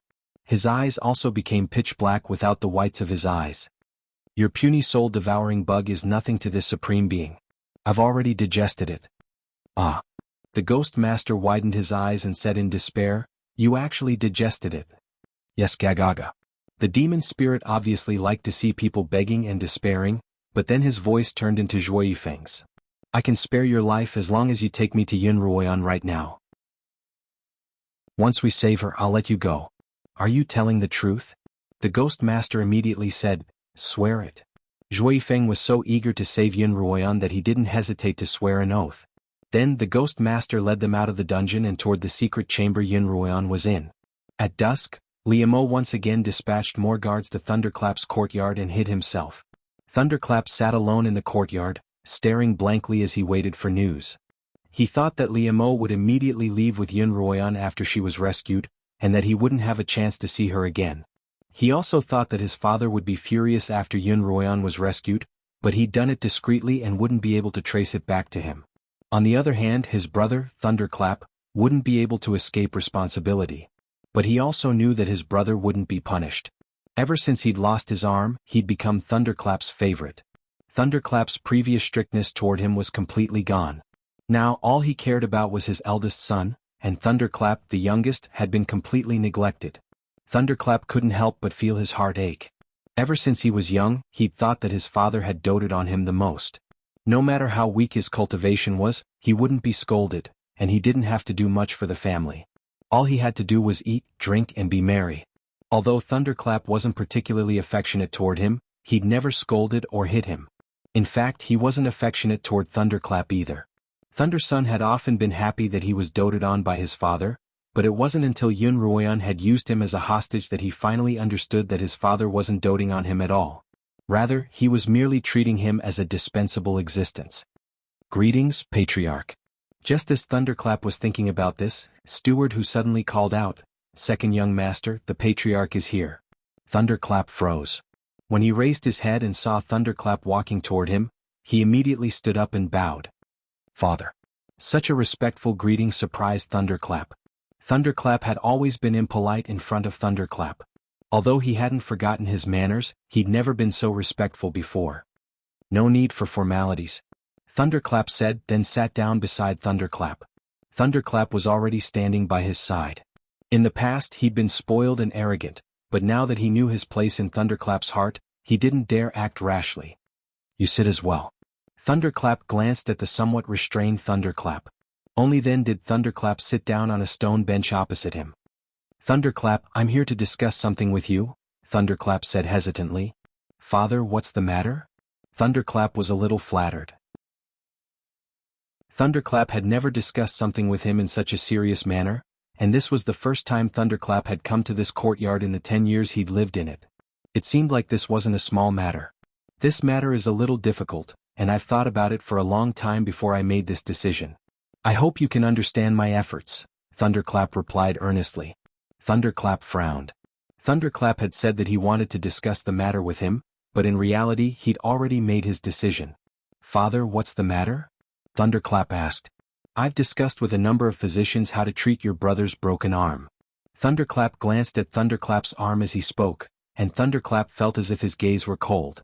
"The treatment is to reattach your brother's other arm." Thunderclap grunted in response, the muscles on his face twitching slightly. "TT, this is indeed a good idea. We have so many warriors in our family and they're all strong and strong. Their arms?" Thunderclap stammered. The apothecary said. Thunderflame interrupted him, "It's best to use the arm of a blood-related person." "Father." Thunderclap's body trembled as he looked up at Thunderclap. "Why? What? Why must I be sacrificed? Is my arm not an arm? It'll hurt too." Thunderclap frowned. "Your brother is the heir of the Thunderclap family, the future hope of the family. I can take care of you for the rest of your life, but what will happen to the Thunderclap family if your brother loses his arm? Why can my brother inherit the Thunderclap family but I can't?" The youth stood up and stared stubbornly at Thunderclap. With a loud bang, Thunderclap slammed his palm on the stone table, shattering it into pieces. He raised his voice. "How can I not know what you're made of? I've taken care of you for so many years, but you refuse to cooperate when it's time to use you." Thunderflame also stood up and coldly looked at the youth. He then coldly ordered, "Men, tell me about the second young master. From today onwards, you are not allowed to take a single step out of the courtyard. Otherwise I will kill you." "Yes, Patriarch," the 10 or so warriors in the courtyard responded in unison, announcing that Thunderclap had been imprisoned. As Thunderclap watched Thunderclap's departing figure, his heart filled with sadness and disappointment, and he spat out a mouthful of blood. "Second young master, you have to take care of yourself." Steward who hurriedly consoled him, then helped him into his room. "Steward who?" Thunderclap whispered. "Second young master, what orders do you have for me?" Steward who looked at Thunderclap, his heart aching for him. "Go to the front yard and keep watch. If Liamo needs help, you have to help him save Xuanhuan," Thunderclap instructed. Liamo had been hiding in Thunderclap Bation's courtyard for almost 2 hours. Even as the sky darkened, there was still no movement. Liamo couldn't help but feel a little anxious. But just then Thunderclap Badian arrived. He entered Thunderclap Bation's room, and the two of them discussed something for an hour before Thunderclap Badian left. Not long after, Thunderclap Badian finally left his room, his face beaming. Thunderclap Badian must have brought him some good news. "Second young master, where are you going?" one of Thunderclap Bation's personal guards asked. "I'm going out for a walk." "Don't follow me," Thunderclap Badian ordered, then walked out of the courtyard. The guards looked at each other, but none of them dared to disobey Thunderclap Badian's orders. Thunderclap Badian had always been a ruthless man, and ever since he had lost his arm, he had become even more temperamental, causing all of his subordinates to tremble in fear. Liemo followed Thunderclap Badian into Thunderclap Badian's courtyard. The guards only bowed when they saw him and no one dared to question him. In the entire Thunderclap family, only Thunderclap Badian was allowed to freely enter Thunderclap Badian's courtyard and rooms. Thunderclap Badian swaggered into Thunderclap Badian's room. The reason he was so fearless was because Thunderclap Badian had told him that he wanted to transplant Thunderclap Badian's arm to him, but he needed a spiritual herb for external use. At this time, Thunderclap Badian was in his pill-making chambers, and he was going to stay there for an entire night. The thought of having an entire night to torture xuanhuan made him so excited that he wanted to wave his arms around. However, he couldn't do so with only one arm. Looking at his empty sleeve, the hatred in his heart had reached its peak. Even though he had regained his arm, the pain of losing it couldn't be erased. Tonight he was going to pay xuanhuan back 100-fold. Chapter 398. As soon as he entered Thunderflame's room, he eagerly took out his scarlet whip and opened the door to the secret room behind the bookshelf. Step by step, he walked into the secret room like a ferocious beast ready to slaughter. Xuanhuan was immersed in her cultivation when she was suddenly awakened by Xiaoqiu's chirping. Xiaoqiu said that an unfamiliar aura was approaching, so when Thunderbolt Badian walked into the secret chamber, he saw xuanhuan staring at him with her large, bright eyes. "I finally met a true master." Xuanhuan stood up and looked at Thunderous Flame through the wall of light in front of her. "From your tone, it sounds like you're quite lonely here." Thunderous Flame laughed as he looked at Xuanhuan. Xuanhuan looked at the whip in his hand and frowned. "What do you want?" "What do I want? Ah." Thunderous Flame laughed coldly as he glanced at his empty sleeves. "Did you see that? My arm was given to me by your man, Liemo. Naturally, you'll have to bear the consequences of his crimes. Are you here for a private affair?" Xuanhuan asked. "What, are you afraid?" Thunderous Flame cracked the whip in his hand as he spoke, and the crackling of the whip echoed throughout the small chamber. Xuanhuan snorted. "If you dare touch a single hair on my head, don't even think about keeping your other arm." When Thunderbolt Badian heard this, the anger that he had been suppressing in his chest suddenly erupted. He raised his whip and lashed it at the light pillar.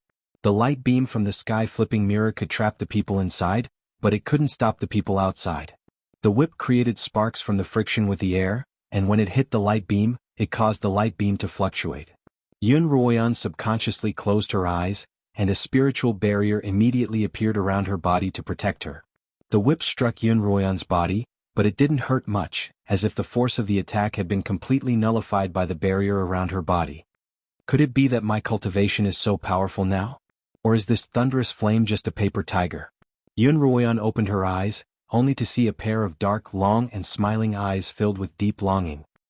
I'm here," Liemo's deep, magnetic voice rang out. "Yes, you're here," Xuanhuan replied happily. "I knew you'd come. Stop chatting. Hurry up and get out of here." Xiaoqiu's voice suddenly rang out in both Xuanhuan and Liemo's mind. Liemo's hand was still gripping Thunderbolt Badian's whip. What had struck Xuanhuan had only been the tip of the whip, and all he felt was a weight on his hand. Indeed, Thunderbolt Badian had let go of the whip. "Since you're here, don't leave." Thunderbolt Badian's voice rang out from behind Liemo. He was very close to the door and he only needed 2 steps to get out. Once he closed the door, Liemo would be locked inside as well. That was indeed his plan, but the moment he took a step forward, Liemo appeared in front of him, blocking his path. "You don't leave either." Liemo took out his sword and placed it against Thunderbolt Badian's neck. Just then the sounds of fighting could be heard from outside the room, but they quickly stopped. Zhuifeng, similarly clutching a person's neck, kicked open the door and walked in. Zhuifeng and Liemo looked at each other before exclaiming at the same time, "You're here too." Regardless of the misunderstandings between the two of them, their ultimate goal was the same, and they had fought together before. Yenner's in the secret room trapped by a seal.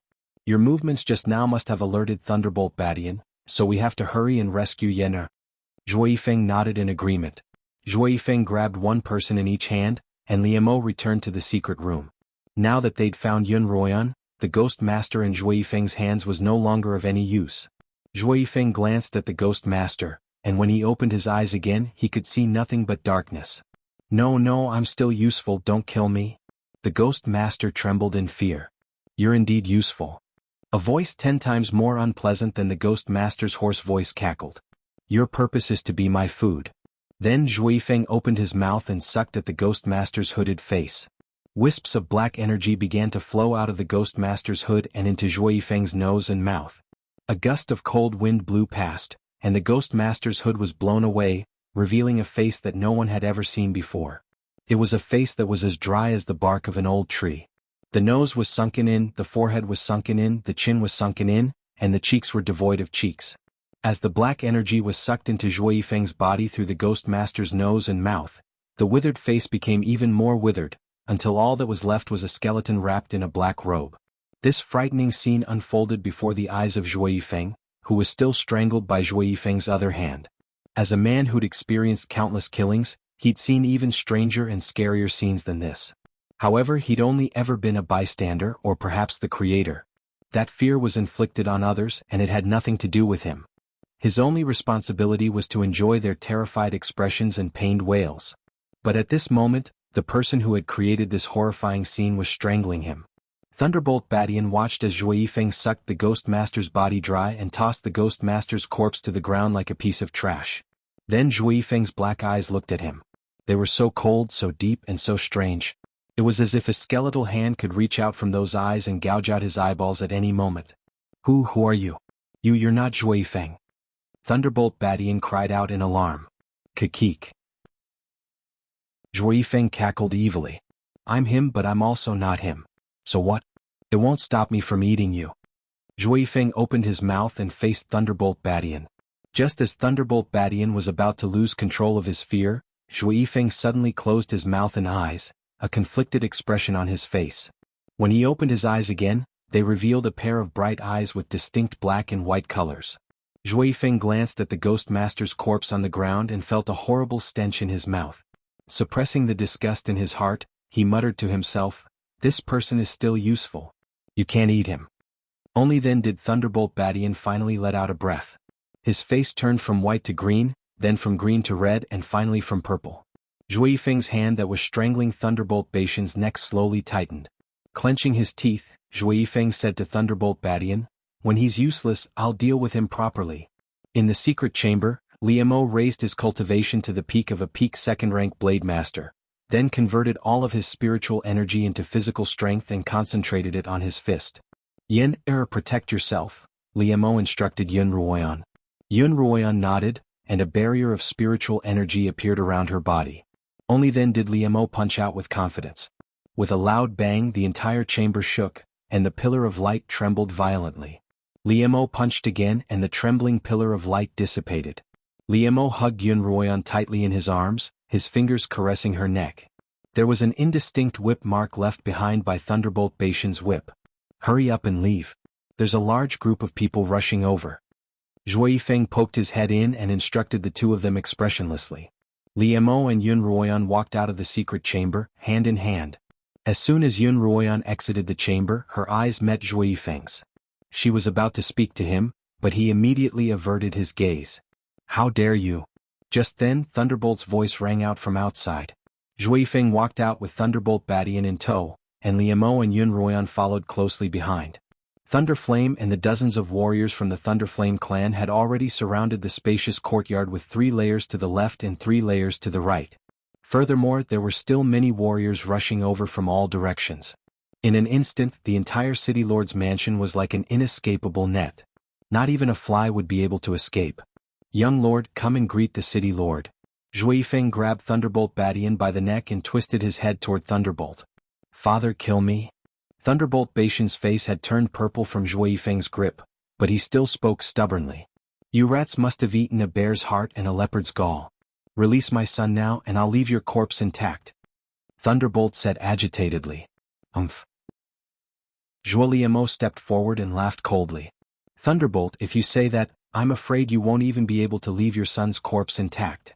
As he spoke, he retrieved his azure light sword and stabbed it under Thunderbolt Badian's armpit. Then he grabbed the hilt of the sword and chopped off Thunderbolt Badian's other arm as if he were chopping vegetables. This sudden movement caught everyone by surprise. Just like the last time, Thunderbolt Badian was caught off guard and lost an arm, and fresh blood spurted from his mouth. Thunderbolt Badian gritted his teeth and cried out in pain. Tian-er. Thunderbolt's pained cry reverberated throughout the city lord's manor. Thunderbolt, I'll count to 3 before you let us go. Otherwise I'll chop Thunderbolt Badian into pieces. Liemo pointed the azure light sword at Thunderbolt Badian's thigh. 1, 2. Just as Liemo was about to count to 3, Thunderbolt finally relented. Stop, I'll let you go, I'll let you go. Thunderflame said. But you cannot harm my Tianra. As long as you let us go, I promise not to harm a single hair on Thunderbolt Badian's head, Liemo replied. Otherwise I'll make sure he's buried with me. Alright, I'll let you go. Thunderbolt commanded the surrounding warriors to open up a path. Regardless of whether they were in the sky or on the ground, they all opened up a path for Thunderbolt Badian and Xuanhuan. Sword light rose from the feet of Xuanhuan, Liemo, and Zhuo Yifeng, and they soared into the sky with Thunderbolt Badian in tow. Chapter 399. As Thunderflame stared at the departing figures, the killing intent he'd been suppressing exploded once more. Sword light appeared beneath his feet as he chased after them. While he was still quite a distance away from Xuanhuan's group, Thunderflame took out his lightning-attracting sword and infused it with spiritual energy. Then he directed the sword toward Zhuo Yifeng's back. Unlike humans, swords weren't as easy to detect as swords. As the sword drew closer and closer to Zhuo Yifeng, Thunderflame's murderous eyes lit up with a hint of joy. Suddenly, however, 2 voices rang out in Xuanhuan and Zhuo Yifeng's minds. Mistress, there's a killer behind us and it's headed for Zhuo Yifeng. Kit, someone's trying to kill you. The demon spirit's sinister voice rang out at the same time. At the same time, the sword had reached Zhuo Yifeng's back. Zhuo Yifeng, be careful. Xuanhuan turned to Zhuo Yifeng. However, Zhuo Yifeng had already turned around. His eyes shone as he stared at the divine sword that pierced through the air. Then, with lightning speed, he blocked Thunderbolt Badian in front of him. With a piu sound, the divine sword pierced deeply into Pai Badian's chest. Pai Badian's eyes instantly widened as he stared in disbelief at the Thunderbolt divine sword that belonged to Lei Yen that had pierced his chest. Tian. Thunderflame's heart-wrenching cry came from afar. Zhuo Yifeng, Xuanhuan, Liemo, I'll tear the 3 of you to shreds. Zhuo Yifeng released his grip expressionlessly, and Thunderflame fell to the ground like a withered leaf. Let's go. Liemo exclaimed. With Thunderflame dead, Thunderflame would surely go berserk. If the 3 of them hesitated, they wouldn't be able to escape. All warriors of the Thunderbolt clan, listen up. Kill those 3. Kill them all. Thunderflame shouted to the hundreds of warriors behind him, then transformed into a streak of light and flew to catch Thunderflame's falling body. Thunderflame had truly gone mad. The pain of losing his son had caused him to forget even the Silver Dragon Elder's order not to kill Xuanhuan. Upon receiving their orders, the hundreds of warriors charged toward Xuanhuan's group of 3. Hundreds of streaks of sword energy streaked across the sky above Thunderclap City like a meteor shower. The beggar in the corner of Thunderclap City opened his eyes in a daze and saw the meteor-like sword light that filled the sky. The commoners who had woken up at night also saw this rather grand pursuit. Because of Xuanhuan's trio, the entire Xianhuan continent was thrown into disarray. Xuanhuan's group of 3 flew so quickly that the warriors behind them couldn't catch up. However, in front of them, a warrior appeared to obstruct them. Xuanhuan released a fireball, Liemo congealed an icicle, and Zhuo Yifeng wielded a long black whip that Xuanhuan had never seen him use before. The 3 of them immediately began fighting against the warriors who were trying to stop the tribulation. Zhuo Yifeng's black whip could be long or short, flung, curled, chopped, or sliced. It was almost as if the whip had a life of its own. Every time Zhuo Yifeng struck, it would be a fatal blow, and its power was astonishing. When the 3 of them eliminated the people in front of them and prepared to continue fleeing, the hundreds of warriors behind them took the opportunity to catch up and surround the 3 of them. Xuanhuan's group of 3 stood back to back against the hundreds of warriors surrounding them. Most of these warriors were mid-9th rank swordsmen, but there were quite a few at the peak of 9th rank. Given the sheer number of them, even with Liemo, a 2nd-rank sword saint, the 3 of them couldn't help but break out in cold sweat. In the current situation, everyone can only break through one by one. Whoever can escape will escape. What she said was indeed the best way to break out of the encirclement, but the 2 men beside her completely ignored her words. Clearly they wouldn't do as she said. Listen to me.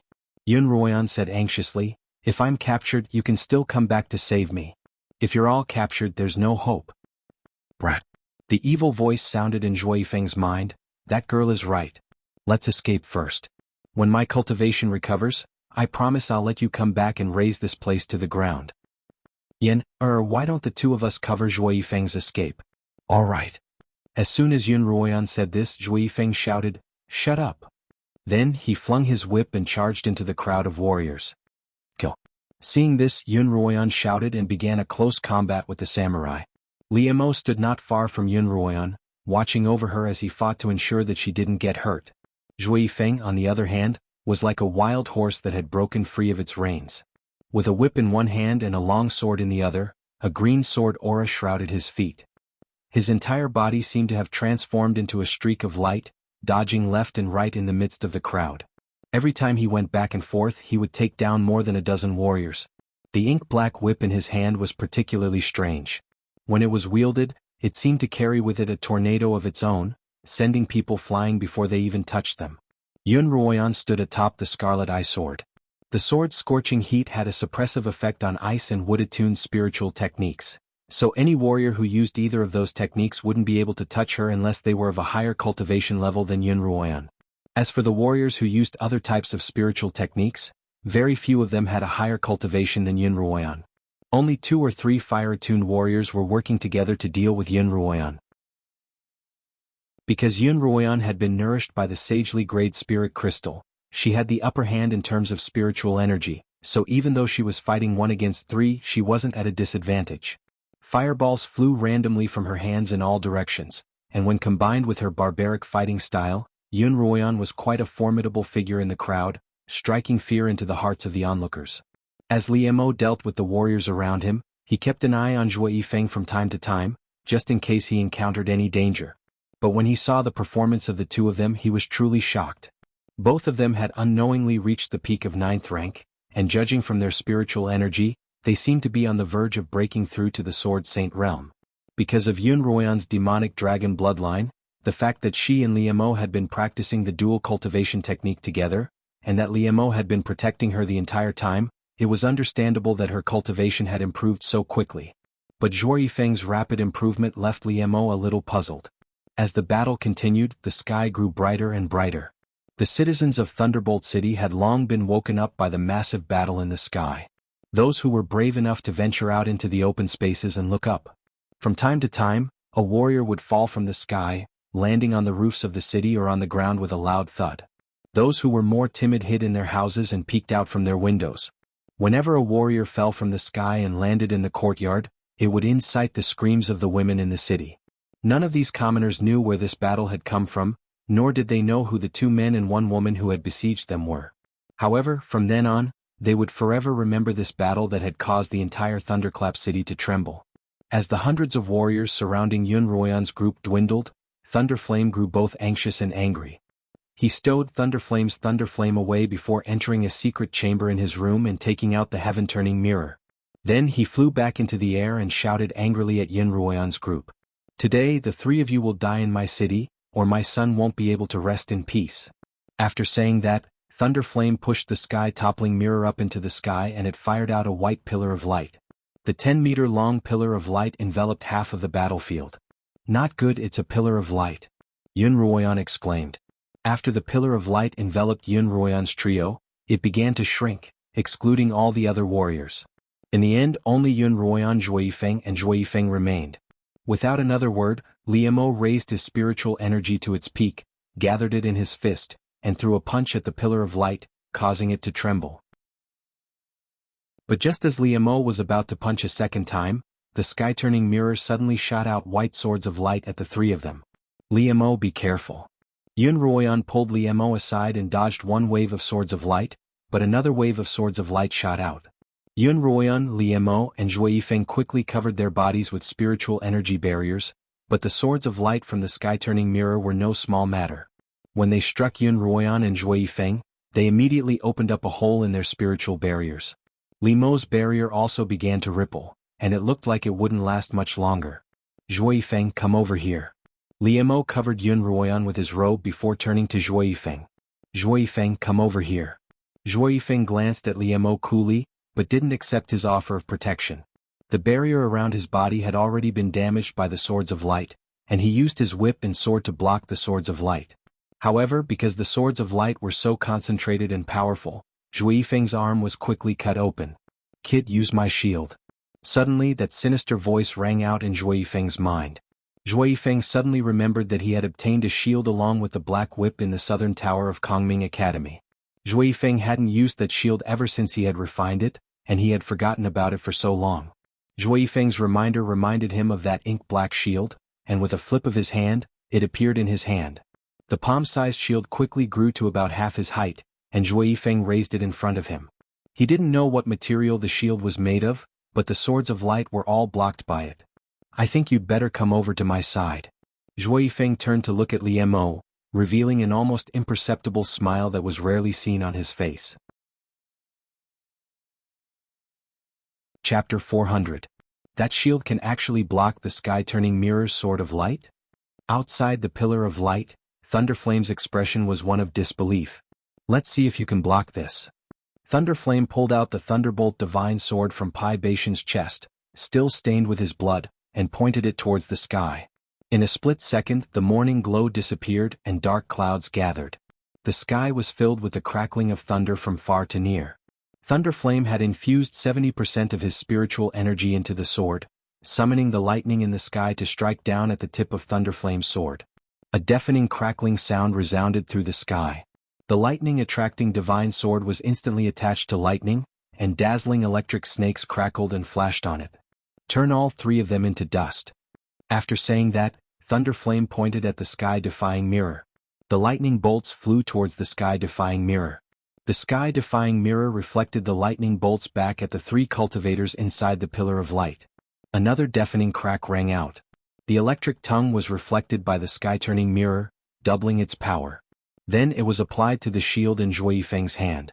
One could imagine how powerful it was. "Ugh!" Zhui Feng groaned, clearly unable to hold the shield steadily.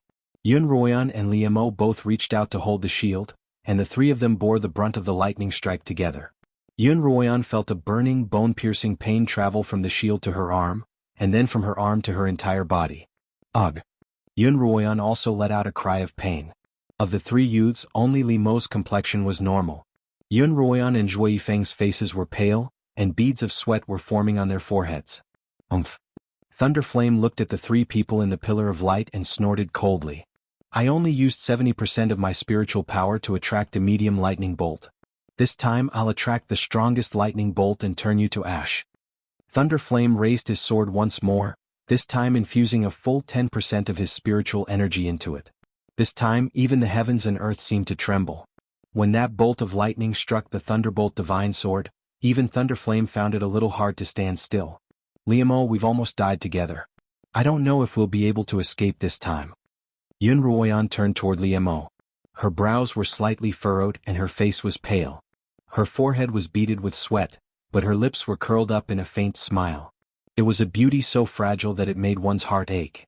"Whether we live or die, as long as we can be together." Liu Mo wanted to wipe away the sweat on Xuanhuan's forehead, but he couldn't. When Zhui Feng heard Xuanhuan's voice, he turned to look at her. Xuanhuan's pale face and heart-wrenching smile made his heart ache. "Xuanhuan, I won't let you die," Zhui Feng murmured to himself.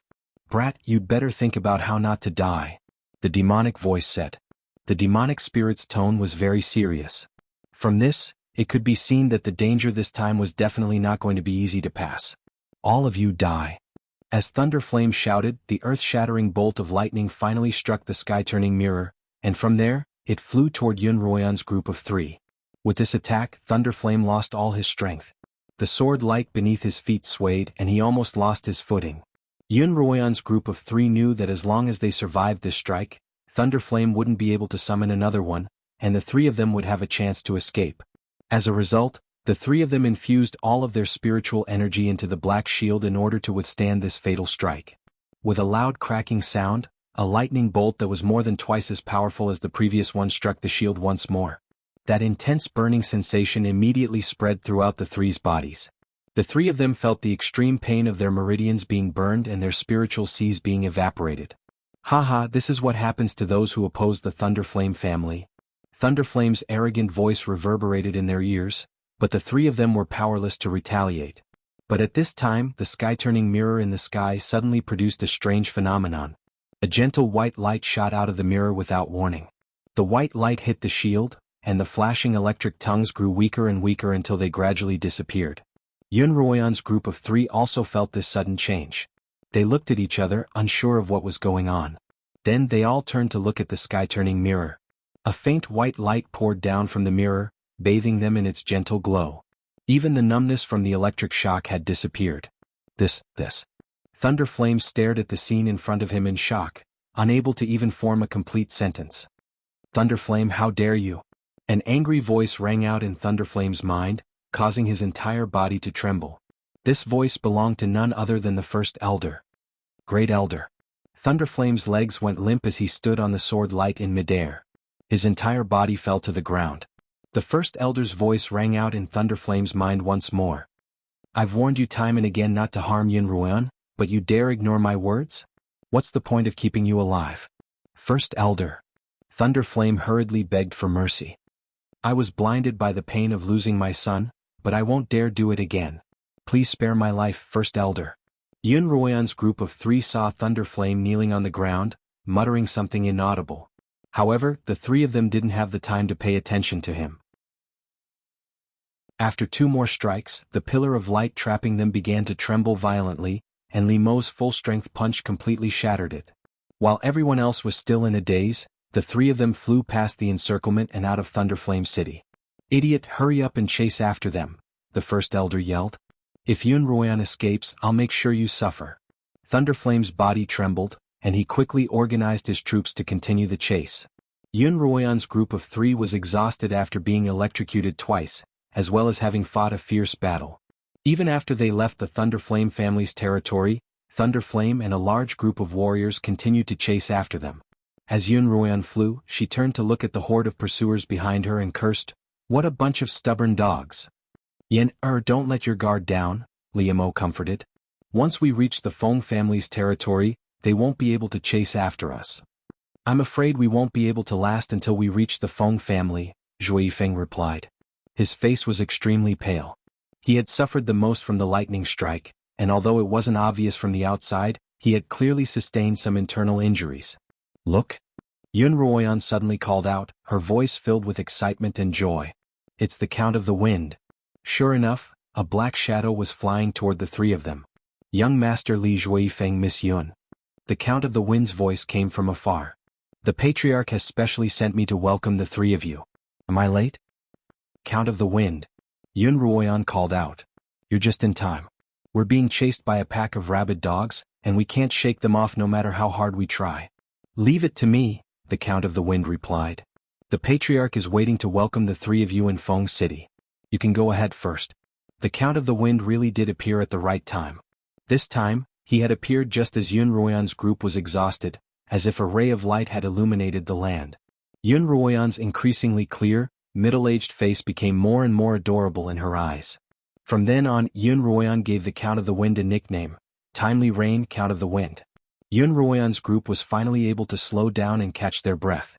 Behind them, they could hear the cries of the Thunderbolt warriors, as well as their shouts for the Patriarch to be protected and for them to retreat back to Thunderbolt City. Of the Thunderbolt warriors present, only Thunderbolt Flame was able to put up a fight against the Count of the Thunderbolt. However, he had summoned 2 bolts of lightning in a row, and he had no energy left to fight. The hundreds of Thunderbolt warriors were immediately routed by the Count of the Wind's attacks. Xuanhuan's group of 3 finally returned to Wine City after a near-death experience. The 3 of them went straight to the Yun residence, and what surprised Xuanhuan was that Feng Yicheng and Feng Yangyang were both there. Feng Yicheng, Feng Yangyang, Lin Tianming, and the Lin sisters were all waiting for the 3 of them to return. Ruoyan, you're finally back. Lin Tianming stood up shakily with the help of the Lin sisters. As soon as Xuanhuan landed on the ground, she quickly walked over to Lin Tianming's side. Uncle, please sit down. Let me see if you're injured. Lin Tianming looked at Xuanhuan from head to toe before finally relaxing. Quick, help me sit down, Xuanhuan instructed. Only then did she turn her gaze to Feng Yangyang, the patriarch of the Feng family. Feng Yangyang was in the middle of a conversation with Li Mo and Zhui Feng when he felt Xuanhuan's gaze on him. Miss Yun, it's truly fortunate that you were able to escape from the Thunderbolt family. It's all thanks to the Count of the Wind, Xuanhuan replied honestly. Otherwise, the three of us would have been caught again. It's all thanks to the Patriarch's help, Feng Yiqing replied. After receiving orders from the Patriarch of the Feng family, the Count of the Wind had sent men to infiltrate Thunderbolt City and hide around the city lord's manor. When the sounds of a fierce battle could be heard from the manor, the spies hurriedly reported it to the Count of the Wind. Only then did Feng Yiqing arrive. But this time the Feng family is openly opposing the Thunderbolt family, and we've already fallen out with them. Feng Yiqing sighed. The Thunderbolt family has allied with the Wu, Lai and Qin families. I'm afraid that it won't be long before these three families join forces to attack the Feng family. A few days ago I went to the Lai family to rope them in but was rejected. The two families are too weak and I'm afraid that the Feng family will be in danger this time. Chapter 401. Feng Yiqing's words made everyone's heart sink. This time Xuanhuan had truly witnessed the might of the Thunderbolt family. Unprepared, they had managed to gather a few hundred warriors in less than 15 minutes. If they had enough time to prepare, the Thunderbolt family alone would have been able to gather tens of thousands of warriors. Coupled with the Lai, Wu and Qin families, their strength was truly unfathomable. If we were to start a war with the Thunderbolt family, our chances of victory would indeed be slim, Feng Yinyang replied. However, the conflict between the Feng and Thunderbolt families has been going on for a long time. This battle is only a matter of time, and it has little to do with the two of you. Feng Yinyang told Xuanhuan and the others to find a place to hide and avoid the battle. Once the whirlpool door opened, they would find an opportunity to escape back to the Qinyuan continent. How can we do that? Lin Qingxue was the first to speak up. Although we're from a lowly continent, we're not cowards. Sister Qingxue is right, Xuanhuan replied. No matter what, we're involved in the conflict between the Feng and Thunderbolt families, and I have a grudge against the Thunderbolt family as well. That's why we have to participate in this battle. But what if we lose? Feng Yinyang also looked at Xuanhuan. He was telling her the worst-case scenario. I've experienced countless failures and despair in my life, but I've always been able to see the light at the end of the tunnel. As long as I don't run or give up, I won't be afraid. Xuanhuan continued, as long as I don't run or give up, I won't be afraid. Xuanhuan felt a warmth in her hand. Liemo had grasped it. We're husband and wife and we'll advance and retreat together. And us, Lin Tianming added. We're a family and we'll stick together no matter what we do. Kid, let's find a place to hide. Once I recover my cultivation, I'll raise this place to the ground. The sinister voice rang out in Zhui Feng's mind. Zhui Feng said calmly, count me in. We came here together, so of course we have to go back together. Feng Yinyang's gaze swept across the crowd. In that case, the Feng family will naturally fight this battle with all its might. As he spoke, the Count of Wind returned. Big uncle, how was it? Did you beat the Thunder Clan's warriors? Feng Yiqing greeted the Count of Wind with an exaggerated smile. Those warriors are quite tired after fighting the three of you. Even Thunderflame is very weak. I didn't use much strength. Feng Bo bowed to Feng Yinyang and said. After chatting for a while longer, everyone took their leave. The Count of Feng and Feng Yiqing stayed behind to drink and chat with Liemo and the others. Sirs, how big is the difference in strength between the Feng and Thunderbolt families? Do we really have no chance at all? Xuanhuan poured a cup of wine for the Count of Feng. Originally, there was a huge difference in strength between our two families. Outsiders who didn't know the truth thought so too, Count of Feng said as he drank a cup of wine. Someone who doesn't know the truth? Xuanhuan leaned forward. So there's more to it than meets the eye? That's right. The Count of Feng put down his empty cup, and Xuanhuan immediately refilled it for him. Ever since the Feng family gained control of the Darkest Lands 3 years ago, we've managed to obtain quite a number of sacred spirit crystals from a spirit crystal mine there. With these spirit crystals, we've been able to secretly train a few hundred warriors at the peak of the Sword Saint realm. However, these warriors are the Feng family's secret weapon, and we can't reveal this to outsiders. But since you're willing to advance and retreat with the Feng family, we won't hide this secret from you. The Feng family actually has a secret team of experts. Feng Yiqing's eyes widened. I didn't even know about this. You've only been with the Feng family for a short time, so I didn't have a chance to tell you. The Count of Feng waved his hand. Feng Yiqing gulped down 3 cups of wine before putting down his cup. If that's the case, won't the Feng family win for sure? I wouldn't dare to say that, the Count of Feng replied. Feng Bo said, the Thunderbolt clan has been in charge of the extreme darkness for so long, they should have a lot of spirit crystals in their hands. We've cultivated a secret force, but no one knows if the Thunderbolt clan has also cultivated a secret force. Therefore we can't make a conclusion on the outcome. However, the Count of Feng's tone changed. Right now, it's not just the Feng and Thunderbolt families that can influence the outcome of the battle. If the two families are equally strong, then allies are extremely important. Xuanhuan and the others knew that the Thunderbolt family had 3 allies, while the Feng family only had 1. The other was merely observing from the sidelines. Yicheng, why didn't you succeed in recruiting the Lai family? The Count of Feng asked. Feng Yicheng sighed. I didn't see the head of the Lai family at all. I thought that Lai Sen would be in charge, but he's just a puppet. Everything is still in the hands of his father, Lai Fenglan. According to Feng Yicheng, Lai Fenglan would inject spiritual energy into Lai Yun every night to prolong her life. During the day he would deal with the affairs of the city, and unless it was a long trip, he wouldn't let Lai Sen do anything. When Lai Fenglan heard that Feng Yicheng had gone to recruit him, he simply refused to see him. However, I heard from Lai Sen that his father is already at the end of his tether. If he works day and night like this, he won't be able to make ends meet. Sooner or later he will run out of oil. He told me not to worry. Once Lai Sen dies, he will form an alliance with us after he takes over the Lai family, Feng Yicheng said. Brother Feng, Liamo responded. Lai Sen isn't a reliable person. Even if we form an alliance with him, I'm afraid it won't be. Yunruoyan's heart skipped a beat when she heard Feng Yicheng's words. Have you found out how Miss Lai is doing? According to Lai Sen, ever since Lai Yun was poisoned she's gone mad, and she's been locked up in the Lai family's training room. She was finally cured with countless spiritual pills, but the poison still hasn't been purged. That's why Lai Fenglan is injecting a large amount of spiritual energy into her every day to keep the poison in her body from killing her. At the same time he's looking for a cure. It looks like there's hope for the Lai family. Yunruoyan suddenly smiled. Feng Yicheng's eyes widened once more as he looked at Yunruoyan. Miss Yun, what's your plan? Please enlighten me. Yunruoyan turned her gaze to Zhuo Yifeng, and the crowd followed her gaze. Zhuo Yifeng looked back at himself, somewhat baffled. This is the solution. Yunruoyan pointed at Zhuo Yifeng's chest, and the crowd turned to look at him. Zhuo Yifeng frowned slightly, then reached into his robes and pulled out a small black bottle. This bottle was none other than the one he had obtained from the Ghost Master. Zhuo Yifeng hadn't had a chance to return the bottle to Yunruoyan, but Yunruoyan could sense the aura of the ghost.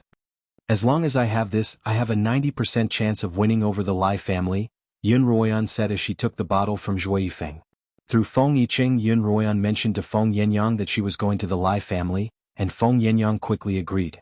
After a few days of rest and recuperation, Yunruoyan and Liamo prepared to leave for Lai City the next day. This time, however, Zhuo Yifeng didn't request to go with them.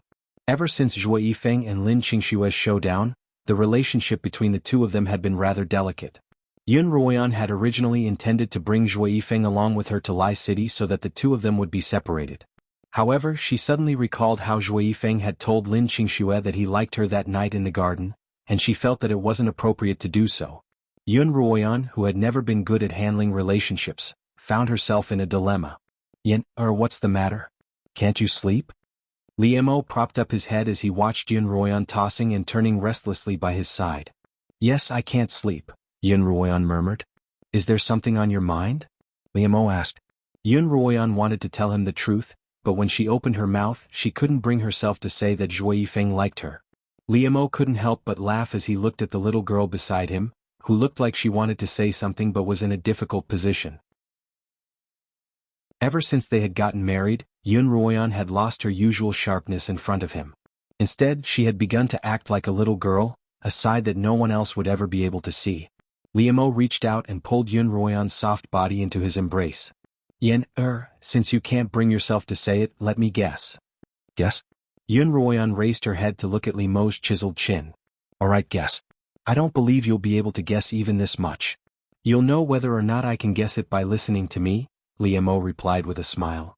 You're worried about your feelings. Yunruoyan frowned. Continue. You're already my wife and there's nothing wrong with our relationship. So you're not worried about your own feelings but about someone else's, am I right? Yes. Yunruoyan shook her head. Zhui Feng said that he liked her, then it had something to do with her. All right. Liemo flipped over and pinned Yun Ruoyan beneath him. He looked down at her, his eyes filled with her image. You're worried about Zhui Feng and Lin Qingxue. Lin Qingxue likes Zhui Feng, but Zhui Feng likes you. You want to help them sort out their feelings for each other, but you don't want to see either of them hurt, only to find that you're in no position to do so. Yun Ruoyan's beautiful eyes slowly widened. You actually guessed it. Chapter 402. Seeing Yun Ruoyan's dazed expression, Liemo couldn't help but kiss her forehead. Yin, you're so smart but you're so slow when it comes to love. But I like it. Yes, I'm a little slow. Yun Ruoyan had to admit that her slowness in love could be traced back to her past life. From the time she had fallen for a scumbag to this life, she had automatically blocked out men's love for her. Yun Ruoyan had walked on two extremes. Back when Liemo had pursued Yun Ruoyan, no matter how much effort he had put in, no matter how forceful he had been, Yun Ruoyan hadn't believed that he truly liked her. Even after the two of them had confirmed their relationship, Yun Ruoyan had always held back from Liemo. It was only after marrying him that she revealed everything about herself. It was clear how serious she was about love.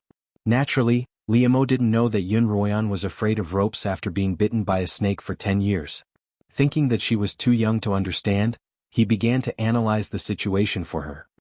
Anyone with even a little experience in love can tell that Zhui Feng likes you, Liemo began. Your Lin family's youngest sister has a carefree personality. It's one thing if you can't tell, but even someone as smart as you can't tell? I'm slow, aren't I? Yun Ruoyan pouted. Since you knew everything and didn't tell me, what do you think I should do? You don't have to do anything. Liemo's gaze turned dark. All you have to do is be my wife. Zhui Feng isn't someone who can't control his own feelings. Your two sisters also need to grow up on their own. You can protect them, but you can't grow up in their place.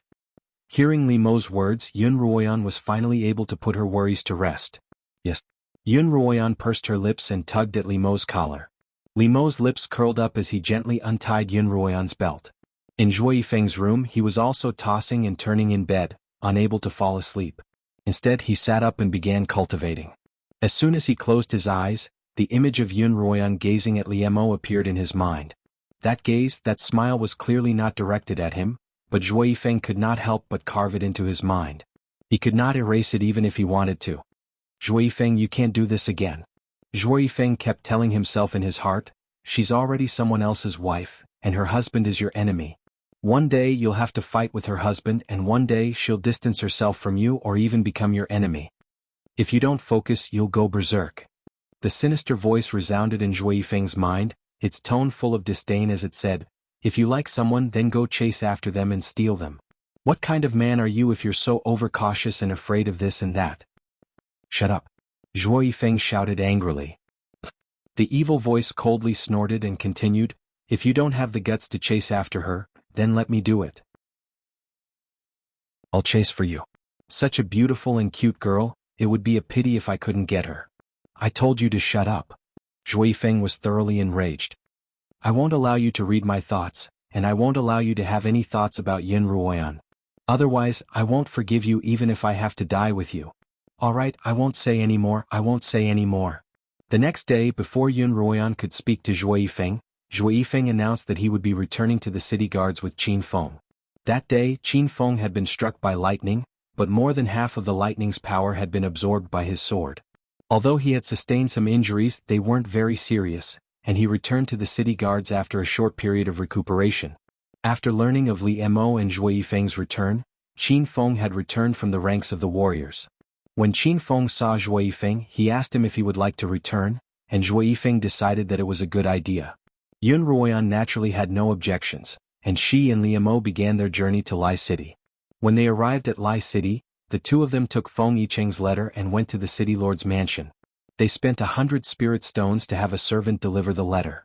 The two of them waited outside for a long time before the servant came out and gave them a slip of paper. The name of a restaurant was written on the slip of paper, and Lai Xin instructed the two of them to wait for him there. It seems that Lai Fenglan isn't just unfriendly toward the Feng family, Liemo commented. The Lai family and the Thunder family are old friends, and at such a sensitive time, it's only natural for him to be unfriendly toward the Feng family, Yun Ruoyan replied. Let's go and wait for the young lord of Lai City. The two of them arrived at the fortune inn written on the slip of paper. It was the largest restaurant and inn in the entire Thunderbolt City. The two of them directly booked a room there, changed into a set of casual clothes, and sat down at the most conspicuous table in the hall, preparing to order some wine and food while they waited. The wine was good and the food was good. Just like Liemo, Xuanhuan took small sips of the wine and occasionally picked up some of the lighter dishes to eat. I used to be hungry all the time and anything I ate tasted good. But now, I don't feel hungry and everything I eat seems tasteless.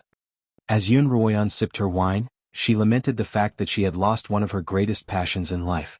Not long after she finished speaking, a waiter's attentive voice came from the door. "Oh, young lord, it's been a while since I've seen you. What brings you here today?" Xuanhuan's back was facing the door, and she turned toward it as soon as she heard the voice. Lai Sen's gaze swept across the hall, and he immediately saw Xuanhuan turn around to look at him. In order not to attract attention, Xuanhuan was dressed in a low-key crimson dress. She wasn't as glamorous as the crimson dress Lai Sen had seen, but her flawless face was enough to enchant the hearts of any man who looked at her. Lai Sen stared at Xuanhuan's face in a daze, but Xuanhuan and Liemo had already stood up from their seats. Lai Sen finally reacted, but he didn't directly greet the two of them. Instead, he instructed the waiter, "Go to my private room and bring me your best dishes." The waiter nodded and left. Lai Sen gave Xuanhuan a look before heading upstairs, and Liemo and Xuanhuan followed suit. As the two of them went upstairs, they discovered that there were warriors dressed in the city lord's manor's robes peeking inside, and they knew that the young lord of Lai City was being watched. The two of them followed Lai Sen to the door of a private room. Just as Liemo was about to knock, the door was pushed open from the inside. Lai Sen stood at the door with a bright smile, looking at Xuanhuan with a burning gaze. "Miss Yun, please come in," Lai Sen said. "Young lord, you're too polite." Xuanhuan glanced at Liemo before walking into the private room. Liemo frowned as he followed her into the private room. The three of them sat down and Lai Sen began, "I've read Brother Feng's letter, and he says that you're here to persuade him." "That's right," Liemo replied. "I hope that you'll be able to introduce us to the city lord." Only then did Lai Sen shift his gaze from Xuanhuan to Liemo. Lai Sen had participated in the tournament on his father's behalf, so he naturally recognized Liemo. However, his first impression of Liemo was the same as that of Thunderclap, an uninteresting ice-block face. "Young Master Li, I'm afraid that things aren't as simple as you think," Lai Sen said. "The Lai and Thunderclap families are old friends, and I'm afraid it won't be so easy to rope us in. Last time, because I introduced Feng Yicheng to my father, not only did my father refuse to meet him, but he even put me under surveillance and forbade me from interacting with the Feng and Hua families." "Young lord," Xuanhuan suddenly spoke up. "Could you let us meet the city lord directly?" Xuanhuan's words immediately attracted Lai Sen's attention, but when he heard the latter half of Xuanhuan's words, his smile crumbled. "It's not that I don't want to help, but if I do, I'm afraid that I'll be imprisoned instead of being under surveillance." Xuanhuan frowned slightly, and a faint trace of worry appeared on her face. In Lai Sen's eyes, a beauty's worry was a big deal. He immediately said, "Let me think again. Is there any way to bring the two of you into the city lord's mansion without letting others know that I brought you in?" "That's simple." Liemo interrupted Lai Sen's train of thought. "Young lord, all you have to do is provide us with a map of the manor's interior layout, and the rest will have nothing to do with you." "That's simple," Lai Sen immediately replied. Then he asked the waiter for a brush, ink, paper and inkstone, and drew out the situation in the city lord's mansion clearly. That night, Xuanhuan and Liemo climbed over the walls and entered the manor. According to Lai Sen's map, they landed in the northern courtyard of the manor, where Lai Fenglan was resting. Their only goal was to find Lai Fenglan and have him listen to the terms of their alliance. After the two of them landed on the ground, they headed towards Lai Fenglan's room. After evading a few patrolling warriors, the two of them arrived outside Lai Fenglan's room. However, they discovered that there was no aura in the room and there was no human aura either. Lai Sen had said that Lai Fenglan would only be in two places at night, either his own bedroom for work or rest, or the training room to treat Lai Yun's injuries. Xuanhuan and Liemo immediately headed for the training room. The courtyard where the training room was located was very quiet, almost to the point where not a single sound could be heard.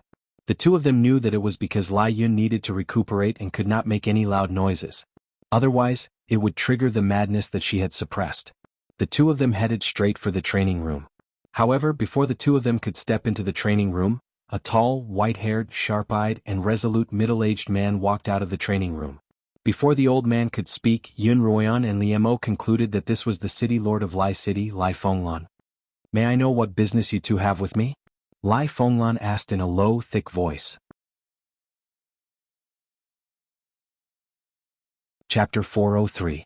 As soon as Lai Fenglan's voice rang out, a dozen or so skilled warriors leaped over the walls of the small courtyard and surrounded Xuanhuan and Liemo. Another dozen or so took to the skies and sealed off any escape routes. Not only did this happen quickly, but it also didn't cause any loud noises. By the time all the warriors were in position, the entire courtyard was silent once more, as if nothing had happened.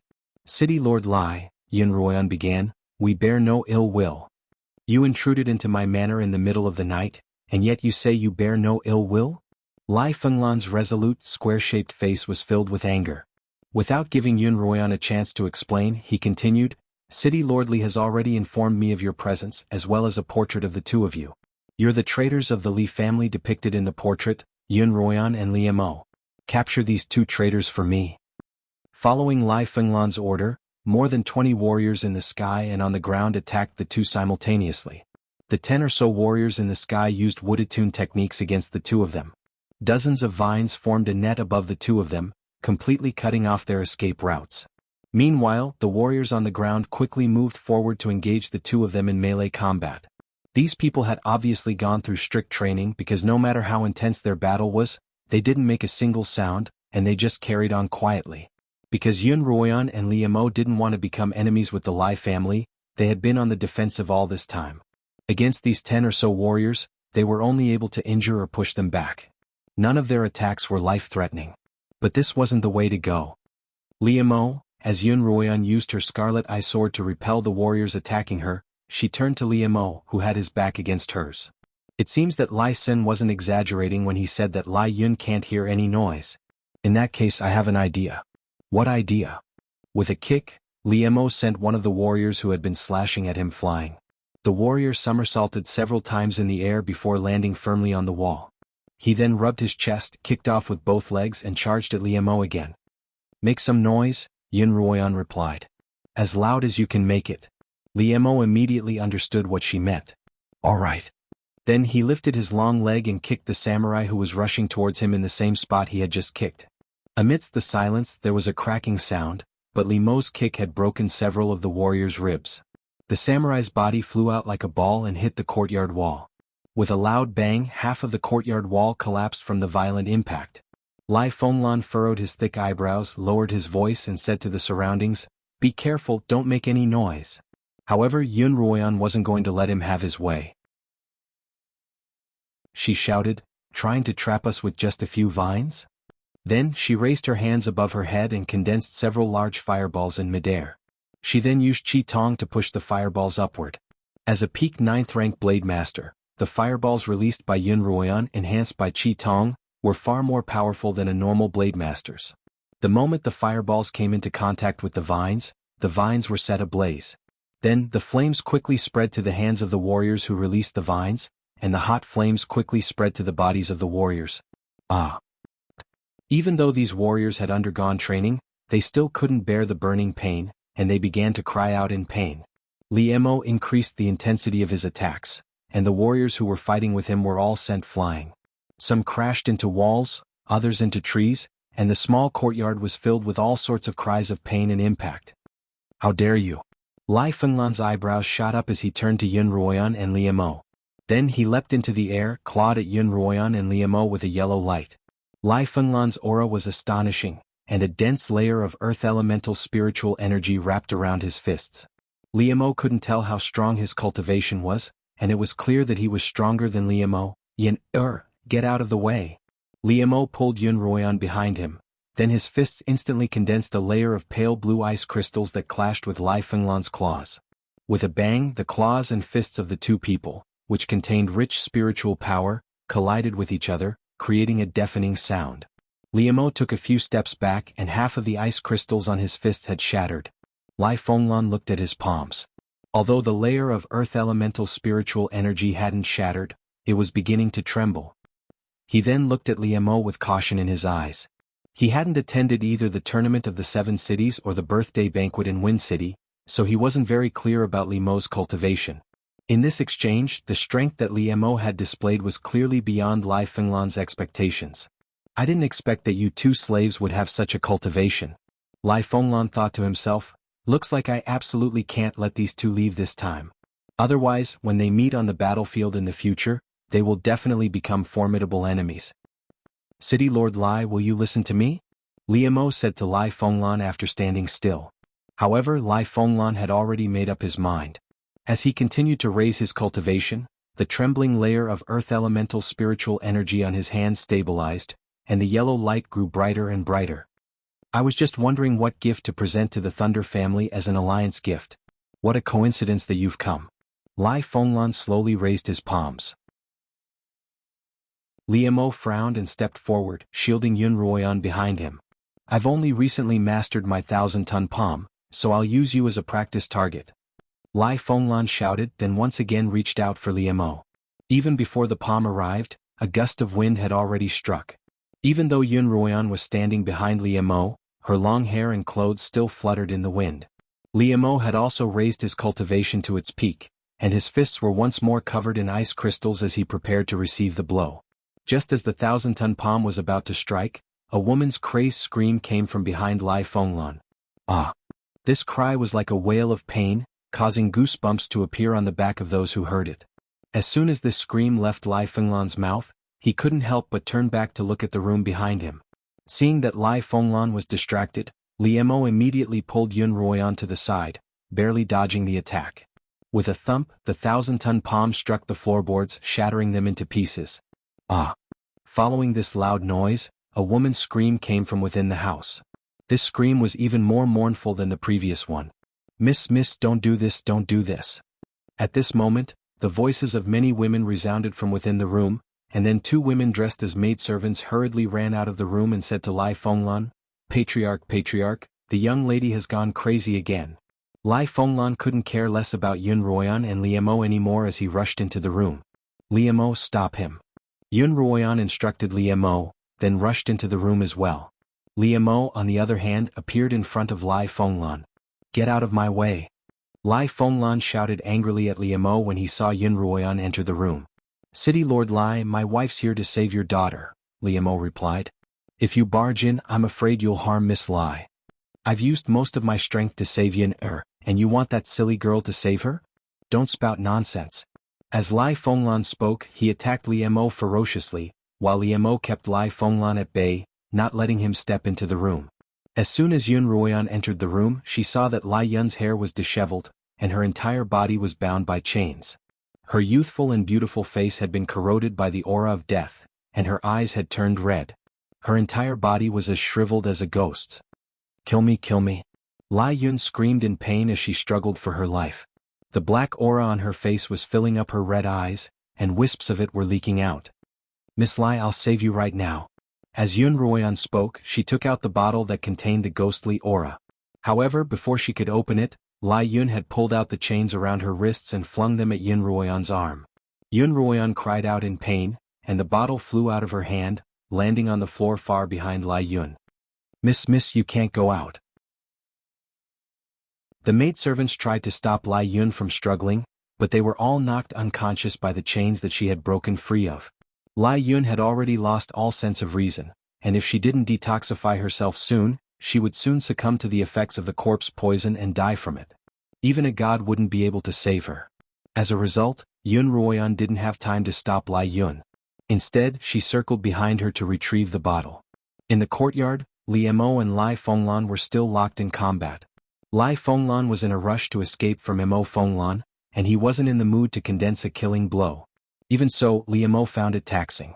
Lai Yun, on the other hand, ran out of the room, dragging her 4 chains behind her. When Lai Fenglan saw Lai Yun's appearance, his heart ached and his anger increased, and he actually almost lost his footing. He wiped away the trickle of blood at the corner of his mouth, steadied his mind and said loudly, "We can't let Miss run out of this yard and we can't hurt Miss." Yes. The warriors replied in unison. At this time, many warriors rushed over from other places. Even Lai Sin rushed over, but he hid behind the gate of the courtyard and didn't dare to show his face. All the warriors responded and quickly surrounded Lai Yun. Lai Yun bared her fangs and brandished her claws, preparing for a massacre. The two sides faced each other, but it seemed as if they would start fighting at any moment. No. Yun Ruoyan rushed out of the room. Don't let her circulate her energy, or the corpse poison will spread even faster.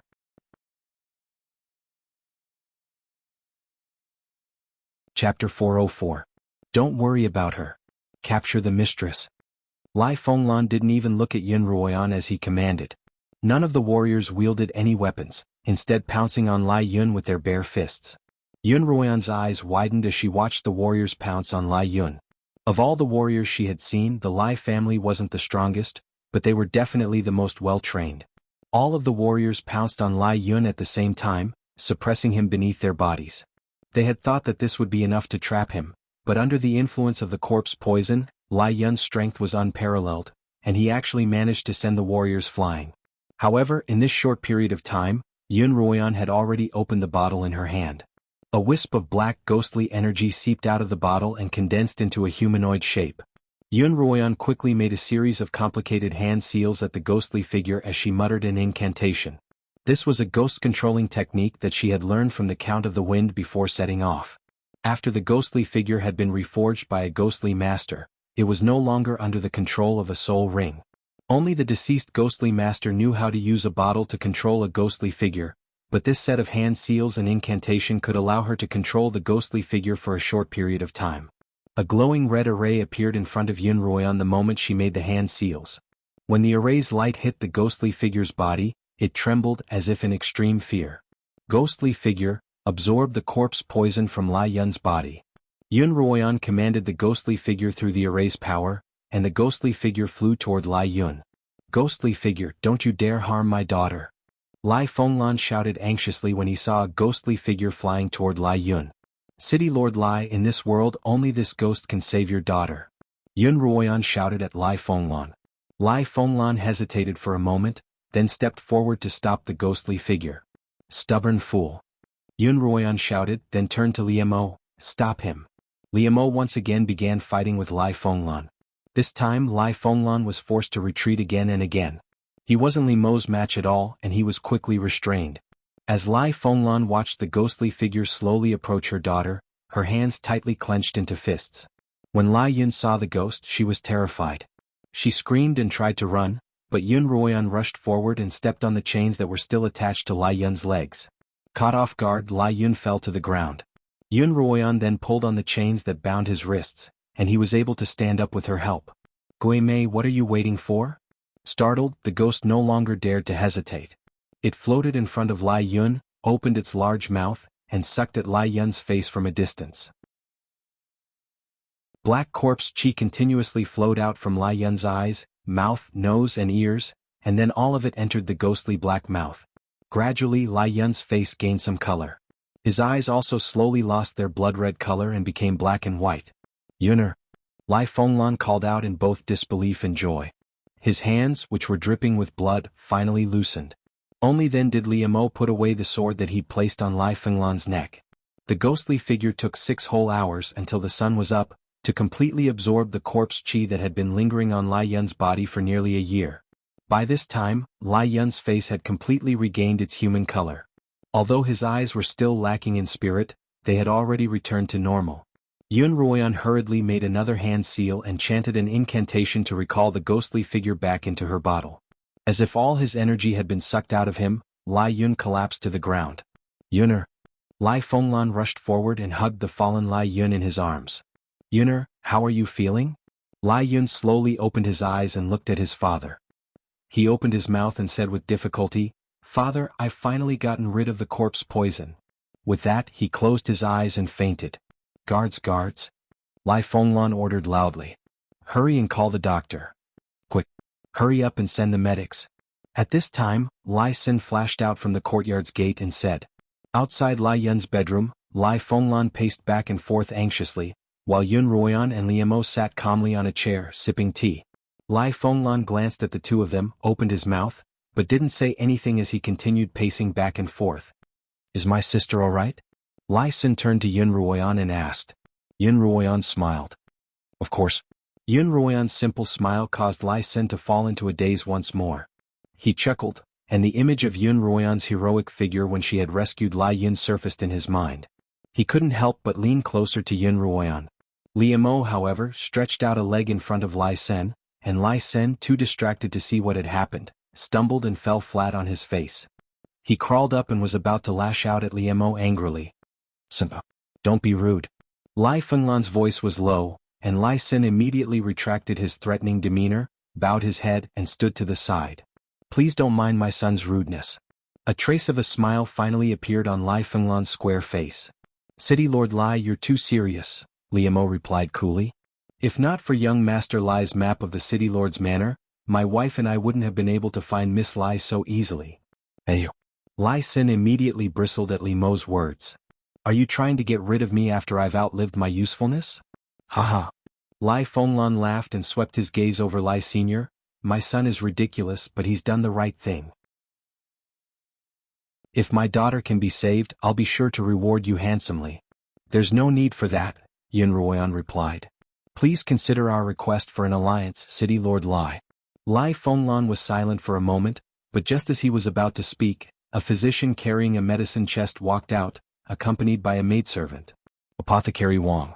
When Lai Fenglan saw the elder, he hurriedly walked up to him and asked, "How's my daughter?" "Congratulations, City Lord Lai." The elder smiled. "The poison in Miss Lai's body has been completely purged, and she'll be back to normal after a little rest." "That's wonderful, wonderful!" Lai Fenglan exclaimed excitedly. "City Lord Lai." Xuanhuan stood up from her chair.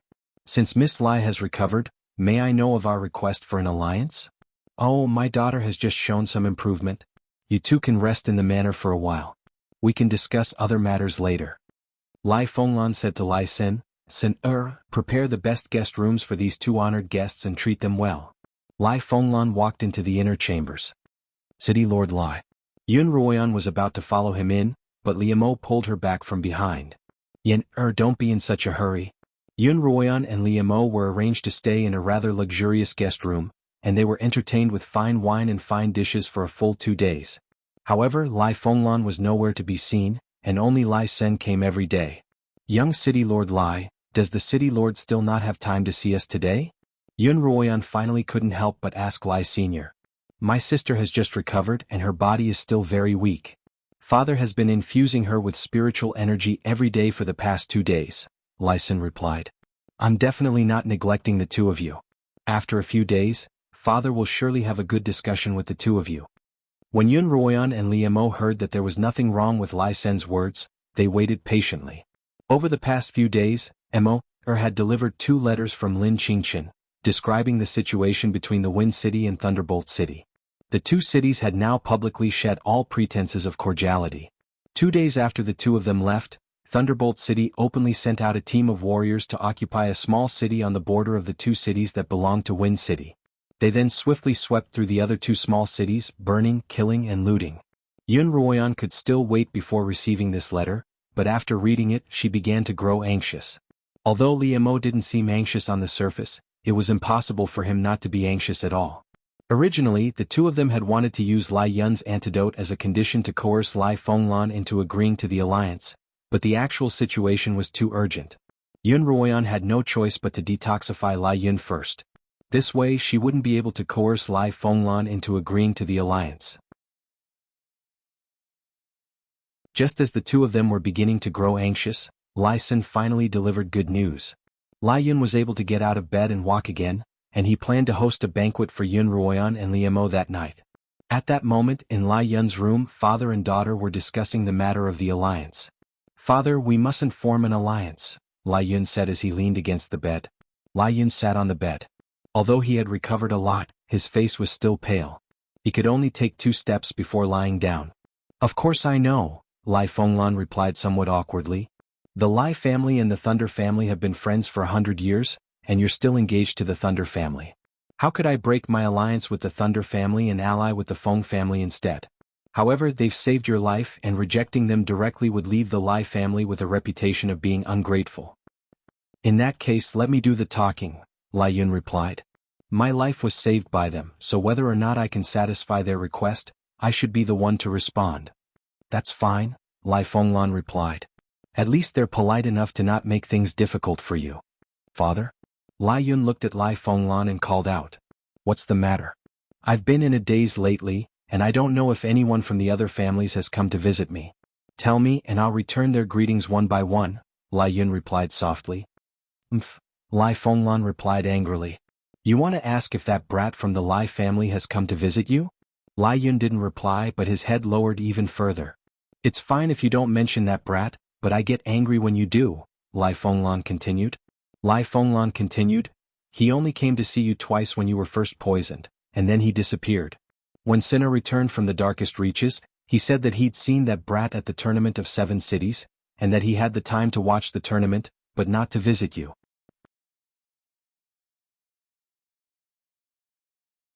Chapter 405.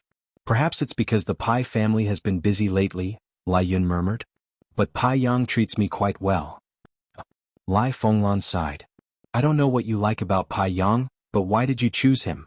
Isn't his brother, Pai Badian, 100 times stronger than him? Father, Lai Yun began to grow impatient. Stop. All right, I'll get someone to prepare a banquet. Lai Fenglan stopped the conversation when he saw his daughter's impatience. That night, Yun Ruoyan and Liu Mo were invited to the banquet hall. After a round of pleasantries and a sparring match, Yun Ruoyan once again requested an alliance with Lai Fenglan. Lai Fenglan sipped his cup of wine without making a sound. City Lord Lai, Liu Mo began. Liu Mo spoke up. No matter what the Piao family promises you, the Feng family can promise you anything even more than the Piao family. To tell you the truth, Lai Yun began. I've been betrothed to the Pai family's second son, Pai Yang, since I was a child, so I really can't betray them and marry you. However, the two of you have saved my life, and if we ever meet on the battlefield, I can't repay your kindness with enmity. As a result, my father and I have decided that the Lai family will remain neutral. As soon as Lai Yun said this, not only Yun Ruoyan and Liu Mo, but even Lai Fenglan and Lai Sen looked at Lai Yun in surprise. This decision to not help either side had been suddenly proposed by Lai Yun, and he hadn't discussed it with his father beforehand. Both Liu Mo and Yun Ruoyan could see this. Liu Mo turned to Lai Fenglan and asked, City Lord Lai, do you agree? I agree. After a moment's hesitation, Lai Fenglan finally made up his mind. Yun Ruoyan and Liu Mo glanced at each other. It was indeed impossible to win him over to their side, and neither of them could help the other. Both of them nodded imperceptibly. All right, since both you and Miss Yun have agreed, we won't force you to do anything against your will, Liu Mo began. Now that this matter is settled, we won't disturb you any further. We'll leave early tomorrow morning and we'll bid you farewell. Yun Ruoyan toasted each of the Lai family members with a cup of wine. After the banquet, the two of them had just returned to the guest room when they saw Murphy standing on the window. Its head was stuck in the feathers and it was sleeping soundly. It seemed like it had been there for a while. Murphy had been by Lin Qingqin's side ever since it was healed by her. It also liked Lin Qingqin's care very much. Other than occasionally delivering letters, it spent most of its time with her. The two of them did not wake Murphy up with a loud noise. Instead, they walked to its side and removed the small letter container from its leg. Liu Mo opened the letter and read it with Yun Ruoyan. The more they read, the deeper their frowns became. This letter was written by Feng Yenyang. The letter stated that not only did the Thunderbolt clan attack the Feng clan's small town, but they also ignored the agreement between the 7 countries and openly sent people into the extreme darkness to plunder. They even sent people to seize the spirit crystal stone vein. By now, Feng Yicheng and Zhuo Yifeng had already brought their warriors to the extreme darkness. Lai City wasn't far from the extreme darkness, and Feng Yenyang had sent the two of them to reinforce the Feng clan. Liu Mo waved his sleeves and tucked Murphy into them. Then, the two of them left Lai City that very night and headed toward the extreme darkness on their swords. The next day, when the Lai father and daughter pair found out that the two of them had left overnight, they weren't surprised. This was because they too had received news that the Thunderbolt family had conspired with 2 other families to seize control of the spirit crystal mine in the darkest reaches of the lands. The spirit crystal stone vein was originally an abandoned mine, but 2 years ago, a year after the Feng clan took over the mine, they discovered a new vein of spirit crystal stones in the extreme darkness. The Thunderbolt clan had been eyeing the mine for a long time, and the moment they fell out with the Feng clan, their first target would be the spirit crystal stone vein. They had only attacked the Feng clan's small town as a diversionary tactic. The Thunderbolt clan has a high chance of winning this battle. Yun, Aren't you being a little too rash? Lai Fenglan asked Lai Yun in his study. Lai Yun replied disapprovingly, the Thunderbolt clan only has a high chance of winning, not a guaranteed victory. If they have our help, they'll definitely win, Lai Fenglan replied. Father, do you remember what you told me that day? Lai Yun suddenly asked. What? You said that Lai Yang had time to watch the tournament, but not to visit me, Lai Yun replied. At the time I said that I didn't mind, but I've kept it in mind. After thinking about it, if the Feng clan doesn't care about the Lai family, then we don't have to bother with them, do we? Moreover, although the Thunder clan has the upper hand in this battle, the Thunder clan's tyranny is clear for all to see. Such people can only be a temporary hegemon, but not a permanent one. Our Lai clan has no need to step into these muddy waters. As long as we don't help either side, watching the tigers fight from the other side is the best choice. Yun Er's analysis is correct. Regardless of who wins, as long as we remain neutral, we'll be the ultimate victor, Lai Badian replied. From then on, whenever the Thunderbolt clan made any requests of the Lai family would use Lai Yun's illness as an excuse. Yun Ruoyan and Liemo knew the way to the darkest lands, but they didn't know the exact location of the spirit crystal mine. After flying in the air for a day and 2 nights, when they were about to approach the land of extreme darkness, the two of them looked down and saw a carriage on the ground. The two of them descended from the sky and were about to ask the carriage for directions to the spirit crystal stone mine. When they landed on the ground, the two of them realized that the warriors in this group were wearing the warrior uniforms of the Wu clan, the Qin clan and the Thunder clan. It was obvious that these 3 clans had formed a team of warriors. Furthermore, this group was heading towards the Thunder clan's territory from the extreme darkness. Who are you? Get out of the way. A brawny man dressed in the Wu family's uniform shouted at Yun Ruoyan and Liemo, what's on your carriages? If you want us to get out of the way, let us take a look. As Yun Ruoyan asked, she glanced at the 7 or 8 carriages, clearly interested in what they were. Each carriage was covered with a thick cloth made of an unknown material. Not only was it impossible to see what was hidden within, but it also seemed to block out their auras. What's this got to do with you? The Wu warrior glared at Yun Ruoyan. The two of you aren't here to rob us, are you? Do you know which family we belong to? How dare you block our way? If you know what's good for you, get out of the way. Get out of the way? I'd like to see how you're going to do that. Yun Ruoyan crossed her arms in front of her chest as she stared at the warrior. Her posture was clearly provocative. Most warriors in a group like this were 9th-rank swordsmen, and they weren't Yun Ruoyan's match. Liemo saw that Yun Ruoyan wanted to practice, so he stood to the side. Yener, make it quick. No problem, Yun Ruoyan replied. Oh, there's actually someone who's not afraid of death, the man laughed. Let's go. Beat that girl until she calls me brother. That's right, how dare she try to rob carriages at such a young age? If we don't teach her a lesson, she'll be out of control. The other warriors in the procession all laughed and egged on, but one of them, a tall, thin youth, remained silent. His gaze shifted from Yun Ruoyan to Liemo, and he didn't look away for a long time. Liemo also noticed his gaze and he glanced back at him coldly. When their gazes met, both of them had concealed their auras, but it was clear from their eyes that the other was an expert. The burly man from the Wu family walked out of the carriage with an arrogant smile. He pointed a finger at Yun Ruoyan. Little lass, since you're courting death, don't blame me for being merciless. Yun Ruoyan smiled and dashed toward the warrior. Yun Ruoyan's incredible speed caused the Wu warrior to pause for a moment. All he saw was a flash of red light, and a scorching hot sword aura pressed against his neck. Who are you people? The martial master asked in a trembling voice. He had been subdued by Yun Ruoyan in the span of a breath, and by the time he reacted, Yun Ruoyan's scarlet eye sword was pressed against his neck. The heat from the sword's edge had scorched the hairs on his neck into fine ash. Who we are is none of your business, Yun Ruoyan replied. I just want to know what's in your carriages. As Yun Ruoyan spoke, she brought the scarlet eye sword closer to the warrior's neck, and the scorching hot sword aura quickly scorched a part of his neck. Ouch! The warrior cried out in pain. No, I'll tell you. What's in our carriages? Before he could finish his sentence, a black figure suddenly leapt out of the procession and fired dozens of icicles at Yun Ruoyan. Yun Ruoyan hurriedly used her scarlet eye to block the icicles that were aimed at her. She heard the Wu warrior's pained cry, and when she turned around she saw 3 icicles sticking out of the warrior's chest. He was already dead. Yen be careful. Liemo rushed to Yun Ruoyan's side and formed a wall of ice, blocking all of the ice spikes that the slender warrior had unleashed.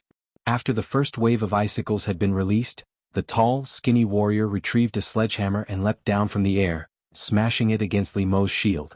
Li Mo felt a strong force travel from the ice shield to his hand. Although it wasn't enough to hurt him, it was enough to make him slightly apprehensive. Li Mo hadn't expected such a small procession of carriages and an inconspicuous, tall and skinny warrior to be a peak swordsman. Back off. Li Mo turned to Xuanhuan, then infused spiritual energy into the ice shield in his hand. The cracks and damages caused by the tall, skinny warrior's hammer quickly healed. Then Li Mo infused a large amount of spiritual energy into the ice shield, then transferred it to the hammer, and began a contest of spiritual energy with the tall, skinny warrior. The warrior was clearly no match for Li Mo. Gradually, his face turned from red to white, then from white to gray, until there wasn't a single trace of human color left on his face. Chapter 406. Li Mo continued to increase the intensity of his spiritual energy, and the lanky man finally couldn't hold on any longer and spat out a mouthful of blood. Seeing that he was too severely injured to resist, Li Mo retracted his spiritual energy, and the lanky man collapsed to the ground. Even the Thunder family's experts aren't a match for them. That's right, we're definitely no match for them. Let's run for our lives. When the other warriors saw the Thunder family warrior collapse to the ground, they all began to flee. Xuanhuan conjured a dozen or so fireballs at the fastest of the fleeing warriors, who quickly caught on fire and began to roll on the ground. Some of the warriors even had their legs pierced by Li Mo's icicles and collapsed to the ground. Those who don't flee will be spared, but those who do will be killed without mercy, Xuanhuan shouted. As soon as she finished speaking, the warriors stopped fleeing and stood where they were, waiting for Xuanhuan and Li Mo to deal with them.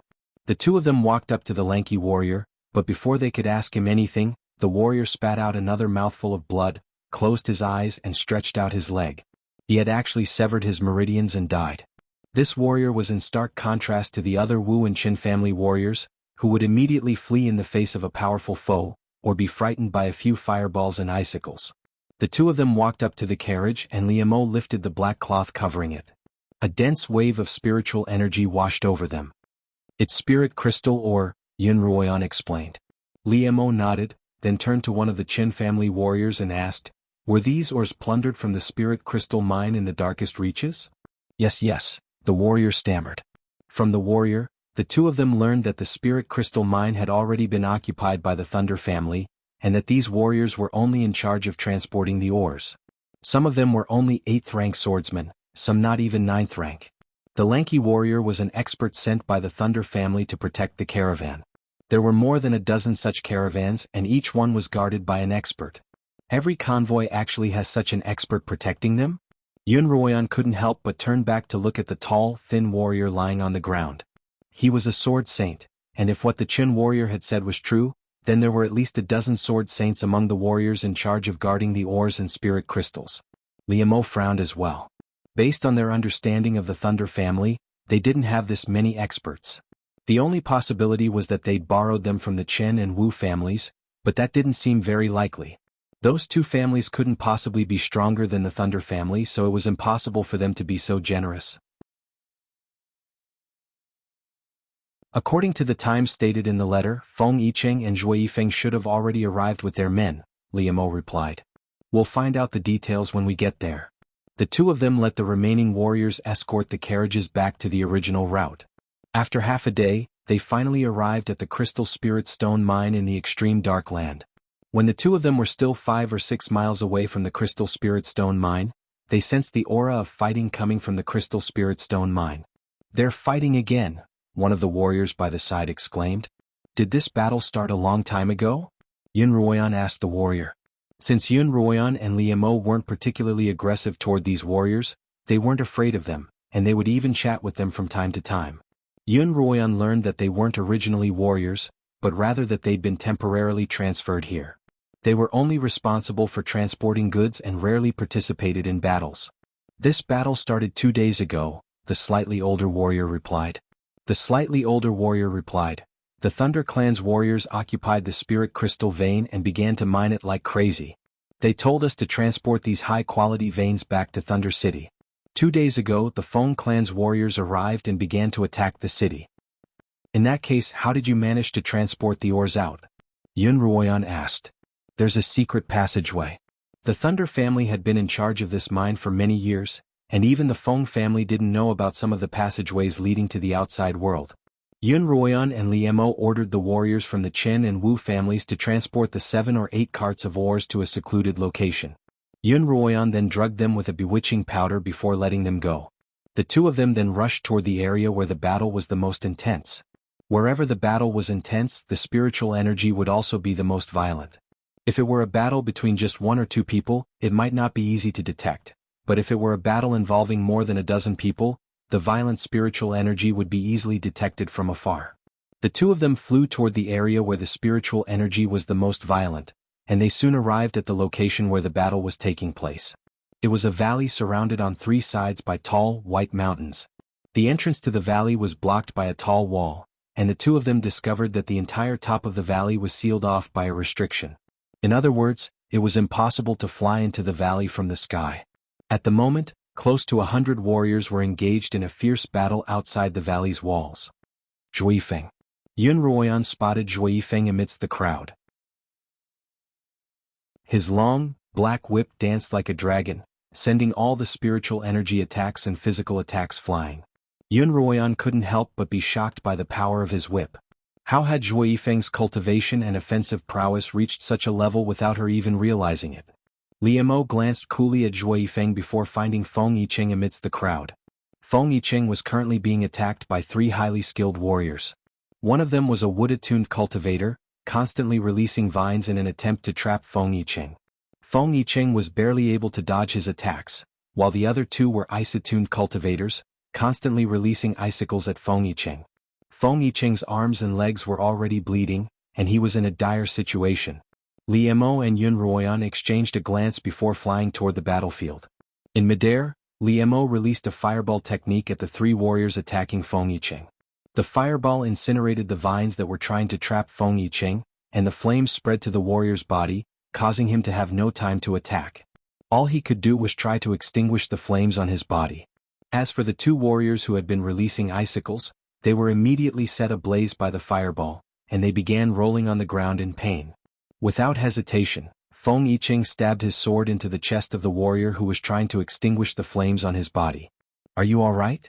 Li Mo asked as he looked at the wound on Feng Yicheng's body. I'm fine, just some superficial wounds, Feng Yicheng replied. You've come at the right time. We've been attacking for 2 days now, but we haven't succeeded. With your help, we'll definitely be able to conquer this mine today. As Feng Yicheng chopped down a Qin family warrior beside him, he pointed his sword at a long-haired Li family warrior. That man's a very powerful cultivator. Yesterday he killed more than a dozen of our warriors by himself. Zhuifeng and I only managed to fight him to a standstill, but we still couldn't kill him. Li Mo glanced at Xuanhuan. With her sword in hand, no one dared to get close to her, and Zhuifeng had also noticed her approaching. Li Mo's gaze moved from Xuanhuan to the long-haired warrior, who was also a peak sword saint. With one hand he crazily chopped down any Feng warriors who wanted to get close to the gate.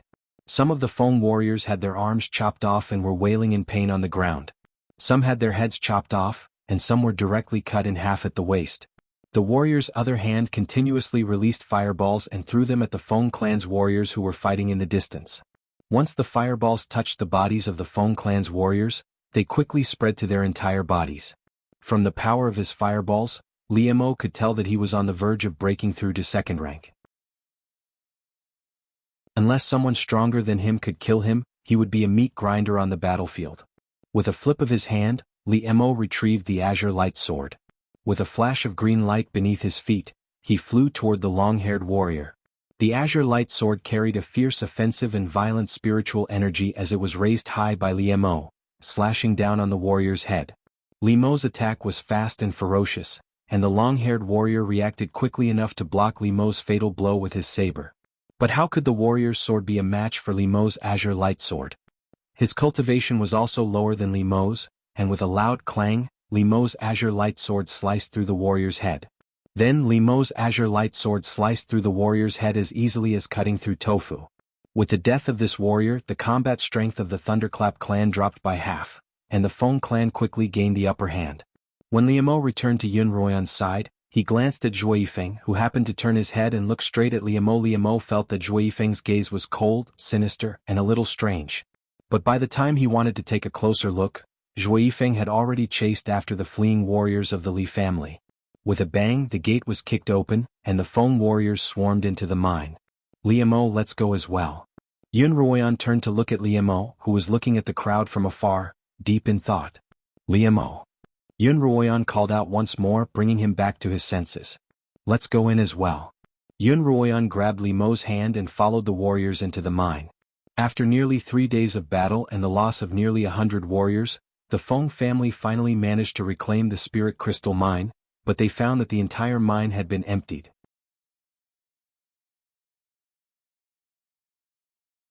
Chapter 407. Despicable. Feng Yicheng punched the empty mine vein. The eyes of a warrior next to him were so red that he was about to shed tears. He held back his tears and said, "There are no less than 100 carts of spirit crystal ores here. If we refine them into spirit crystal ores, we can condense tens of thousands of high-grade spirit crystal ores. If we add in the middle-grade and low-grade ores, there will be hundreds of thousands of spirit crystal ores." This warrior was called Zhang, and he had been a guard at the mine. When the mine had been attacked, he had forced his way out of the encirclement and fled to the Wind City to report the situation.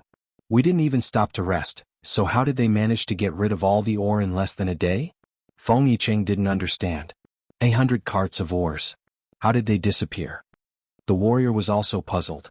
"We know," Yunruoyan, who had been standing by the side with her arms crossed, answered. "You know?" Feng Yicheng and Zhang turned to Yunruoyan and Liamo at the same time. Liamo nodded. "On our way here, we coincidentally encountered a caravan of carriages transporting spirit crystals and ores. There were 8 carts and each one was filled to the brim." Yunruoyan continued, "From the warrior in charge of escorting the caravan, we learned that the ore was being transported from here, and that the destination was the Lei family. There are some secret passageways in this mine that you don't know about, and it was through these passageways that they were able to smuggle away so much spirit crystal or without anyone noticing." Everyone was so angry that they couldn't say a word. This sort of thievery and robbery was infuriating, but there was nothing they could do about it. "Those warriors said that they'd already transported 8 or 9 batches of ore, and the one we managed to rob was the 10th, Liamo continued. "It's hidden at the foot of the mountain. Send someone to deliver it to the Wind City right away." Although they had won this battle, they had sacrificed a great deal. Fortunately, the batch of ore that Liamo and Yunruoyan had plundered had made up for some of their losses. After returning to Feng City, Liamo and Yunruoyan met with Feng Yenyang and told him about their trip to the Lai family. He was quite satisfied with the Lai family's neutrality. Just as the conversation was about to end, Liamo and Yunruoyan turned to Feng Yenyang and the Count of Feng. "During my battle with the Thunder family, I discovered that they suddenly had a large number of cultivators who had broken through to the peak of the Sword Saint realm. What's going on?" Feng Yenyang and Feng Bo looked at each other, then Feng Bo said, "Cheng has already told me about this. Originally, this matter was only known to the city lord and a few people, but now that the situation is special, I will tell you." With Feng Yinyang's approval, Feng Bo told Liamo and Yunruoyan that each of the 7 major cities on the Heiyuan continent had its own secret warrior corps. The warriors in this corps were all talented children selected from a young age, trained by specialized personnel, and fed with large amounts of spirit crystals. Under normal circumstances, they would be able to reach the peak of the Sword Saint realm by the time they reached adulthood. These warriors were the family's secret weapon. Normally, the patriarch would only use them in times of life and death. Feng Bo and Feng Yenyang didn't expect the Thunder clan to bring out their secret warriors so quickly. Moreover, there were more than 10 of them. This was truly out of everyone's expectations. In that case, the Feng family should have their own secret warrior corps as well. Yunruoyan exclaimed. Feng Yenyang and Feng Bo nodded at the same time. Feng Bo continued, "I've always been in charge of training this secret warrior corps. They're the city guards." City guard team? Yunruoyan couldn't believe her ears. Although she hadn't been part of the city guards herself, she had some understanding of them from Qin Feng and Zhuo Yifeng's manner. The strongest of them was a peak 9th rank blade master, and none of them had reached the peak of the Sword Saint realm. Yunruoyan felt that she had either misheard, or that Feng Bo was joking. Although the Thunder family was a dominant family for a long time, the Feng family had caught up to them. The difference between the two families shouldn't be so large. Are the Feng family's secret warriors really that weak? Xuanhuan asked. It's not that they're weak, Feng Bo laughed. I'm the one who had them conceal their true strength. Concealing one's true strength wasn't uncommon, but to be able to conceal it so well that even Zhuo Yifeng and Qin Feng, who had lived with them for so long, couldn't detect it was no easy feat. Don't be too surprised, Feng Yinyang laughed. Feng Yinyang smiled. Feng Bo is an expert in concealing his cultivation, not to mention his disciple. His words weren't wrong. When Feng Bo wasn't fighting, he was always dressed in a brocade robe, giving off the impression that he was a wealthy man. However, once he put on a black robe and started fighting, even Pai Badian wouldn't be a match for him. Moreover, Pai Badian hadn't been able to recognize him even after exchanging blows with him many times. It was only when he accidentally took off his hood that Pai Badian recognized him. When Zhuo Yifeng and Qin Feng found out that the warriors guarding the city were actually the secret warrior group, the two of them were only slightly surprised, and then they had an expression of understanding. Even though the guards had concealed themselves well, Qin Feng and Zhuo Yifeng had still sensed that something was amiss. However, the two of them were only temporary members, and the guards didn't seem to have any ill intentions towards them. As a result, they didn't dare to pry into the guards' secrets. No wonder I always felt that old Lin was holding back every time I sparred with him, but he refused to admit it, Qin Feng commented. Zhuo Yifeng also recalled the many times he had fought with the warriors of the city guard team. It seemed that it was always a competition of moves and not a competition of spiritual power. If it was a competition of pure spiritual power, he estimated that he had no chance of winning. This time, the Thunderbolt clan took advantage of the Feng clan and finally stopped for a while. However, the Feng clan had learned their lesson and began to actively prepare for the next phase of the attack. During this period of time, the artistic team was also summoned back. Feng Yinyang personally met them and praised them greatly. Before the real battle began, the artistic team helped the Feng clan win over nearly 100 minor clans. At this moment, they were still active in the cities of the Thunderclap, Wu and Qin clans in order to win over these minor clans. Although these small clans didn't seem to be of much use at the moment, as time passed, they would become more and more useful. Feng Yinyang firmly believed in this. However, being active in a local faction was a very dangerous thing to do. Feng Yinyang gave them a choice. If they were willing to stay, the Feng clan would provide them with lifelong protection. However, Auntie Hong, Hoodlum, and Little Qing all rejected Feng Yinyang's good intentions. Yun Ruoyan tried to persuade them to stay, but Auntie Hong told her that if they didn't completely destroy the Thunderbolt clan, not only would their conscience not be at peace, but the Feng clan would also be in danger of being swallowed up. If the Feng clan were to lose this battle, how could they possibly protect them? Thus, the artistic team set off once more, starting a new journey that belonged to them. On the day that Auntie Hong and the others left, Feng Yicheng also left. He rode a horse and accompanied Auntie Hong's carriage for a very long time. When he returned, his face was flushed and he was in high spirits. Yun Ruoyan was curious and asked him if something good had happened, but Feng Yicheng smiled and didn't answer. Later, Yun Ruoyan learned from Li Mo that Feng Yicheng had proposed to Auntie Hong, and that she had agreed to his request. As long as he didn't mind her status, she would return to marry him on the day the Thunderbolt clan was destroyed. Yun Ruoyan was drinking with Li Mo in their courtyard. Yun Ruoyan smiled and raised the flask to Li Mo. For Auntie Hong's happiness, we must destroy the Thunderbolt clan. Yun Ruoyan tilted her head back and drank all the wine in the flask. Her body began to sway. Li Mo couldn't help but laugh at her adorable appearance. He stood up and hugged Yun Ruoyan. He looked at her blushing face and said, "It's late, my little consort. We should go rest. A night of lingering love, a night of sweet dreams." This period of time was particularly difficult for Zhuo Yifeng. As the demonic spirit in his body grew stronger, he found that he was losing control of it, especially during battles. Zhuo Yifeng didn't want to kill his opponent, but the demonic spirit suddenly took control of him and killed his opponent, who already had no strength to even truss a chicken. If this had only happened on the battlefield with the Thunderbolt clan, it wouldn't have been a big deal. But there was one time when Zhuo Yifeng was competing with one of the city guards who was on good terms with him. As the battle grew more and more intense, Zhuo Yifeng gradually lost control of himself and killed his opponent. At that time, it was fortunate that his opponent suddenly erupted with his true cultivation, or else the consequences would have been unimaginable.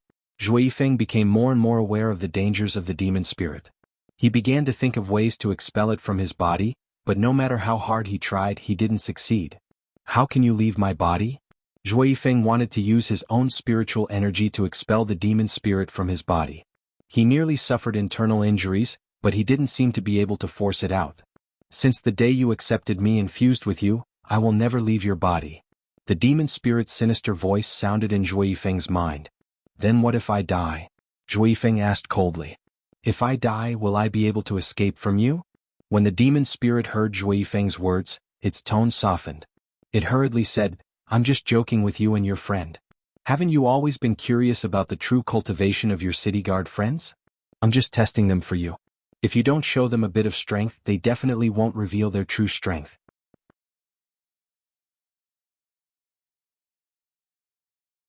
Chapter 408. If they hadn't displayed their true strength, would you have used my hands to kill them? Zhui Feng asked coldly. Of course not. If you'd killed any one of those warriors, you'd be in big trouble. If you're in trouble, I won't be in trouble either. I won't make things difficult for myself. It's good that you know, Zhui Feng said. Don't force me to kill myself. I know I'm not stupid. The sinister voice laughed. Don't threaten me with killing yourself. You're just too tired of living. You don't dare to do the things you want to do, the people you want to kill, and you don't even dare to confess to the woman you like. If you're so tired of living, why don't you let me live for you? I dare you to say that again. Zhui Feng lowered his voice, his tone full of anger. I won't say it, the demon repeated. Although Zhui Feng had almost injured someone, the consequences weren't too severe. Fortunately, the warriors weren't petty people, and Zhui Feng was quickly forgiven. As for the sudden burst of power that was close to the Sword Saint realm, although the crowd was a little surprised, they didn't suspect anything. Because Zhui Feng's current cultivation was at the peak of 9th rank, the other warriors could tell from his outburst of power that he was about to break through, and they all came forward to congratulate him. The captain of the warriors, Old Lin, especially sought out Zhui Feng for a chat and imparted him with a few things to take note of before breaking through to the Sword Saint realm. This made Zhui Feng very grateful. When he'd first joined the city guards, he'd only wanted to find a place where he could cultivate, but after a year of interaction with them, he'd unknowingly developed feelings for them. At some point, Zhui Feng even had a desire to bring Zhuolin here 3 years later. He truly felt the kind of stable life he'd longed for. The peaceful days didn't last long before the Thunderbolt family began to act up again. The Thunderbolt, Wu and Qin families formed a team of warriors that constantly harassed the Feng and Hua families in the surrounding counties. This time the Feng clan and the Hua clan were prepared. The Thunderbolt clan didn't succeed in their sneak attack. Within a month, the two clans had engaged in more than 10 battles. In the battle, both sides had sent out secret warrior groups, so there would be great perfection-level warriors fighting each other in almost every battle. The battle situation was unprecedentedly intense. This situation persisted for more than a month. Both sides suffered heavy casualties, but the Feng family was still a little weaker. Even with experts like Li Mo and Count of the Feng, the Thunderclap still managed to take over 5 small cities.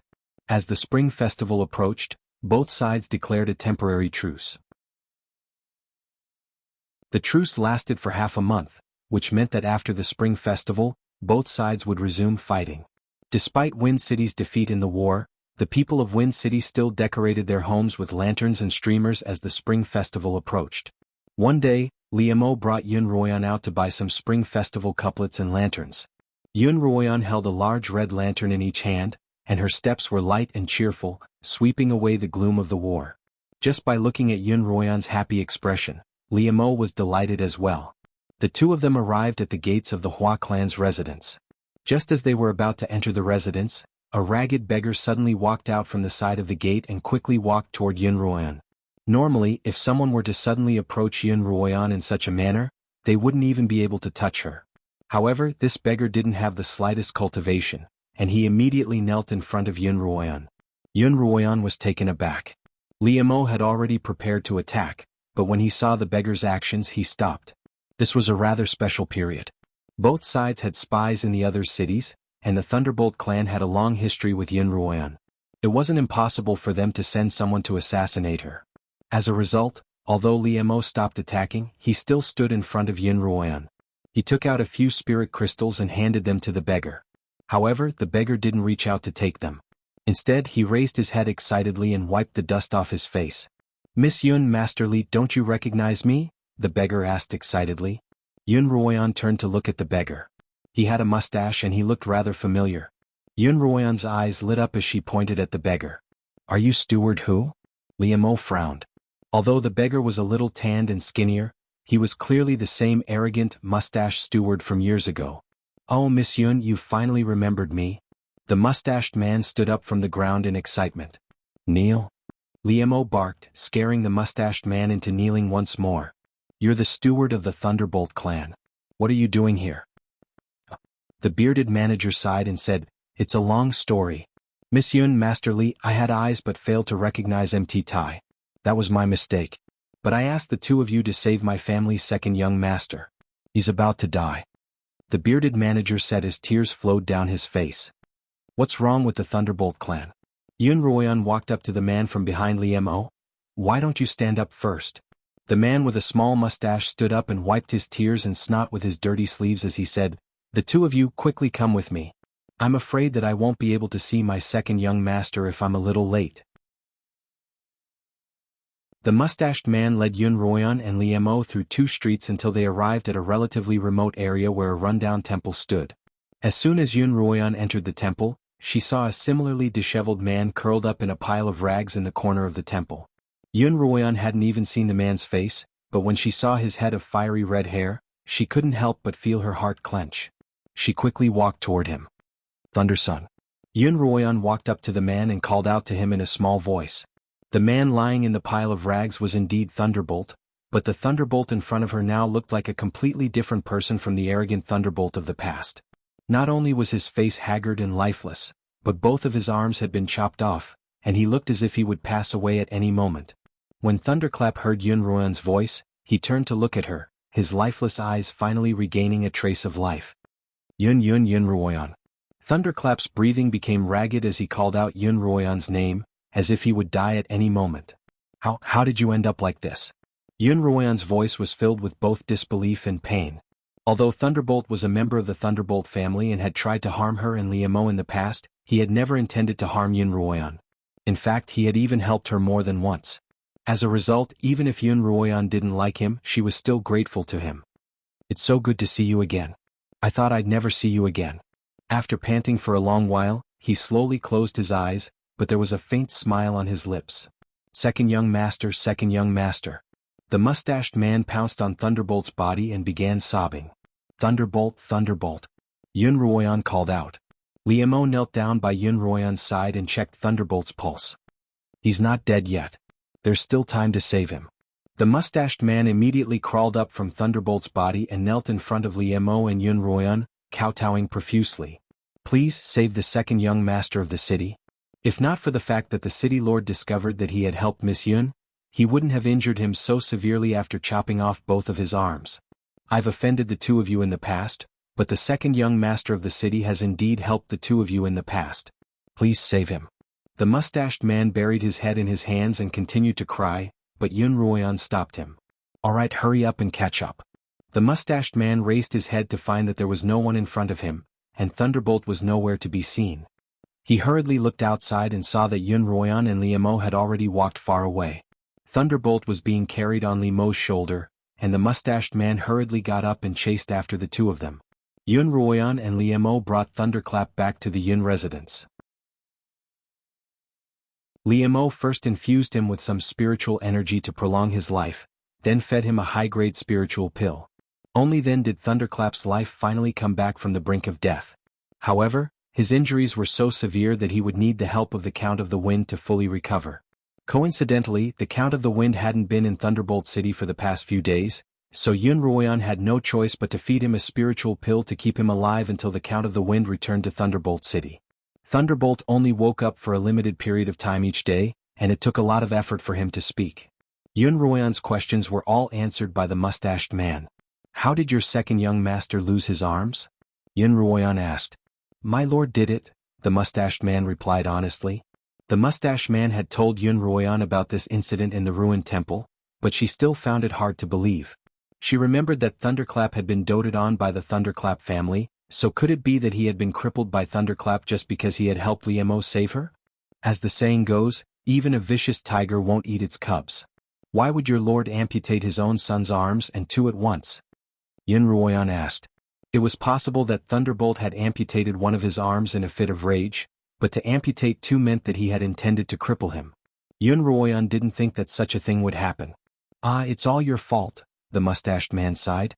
"You crippled the young lord's arms, so the lord dismembered the second lord's arms and replaced them with the young lord's." "What did you say?" Xuanhuan exclaimed. "Thunderbolt isn't dead."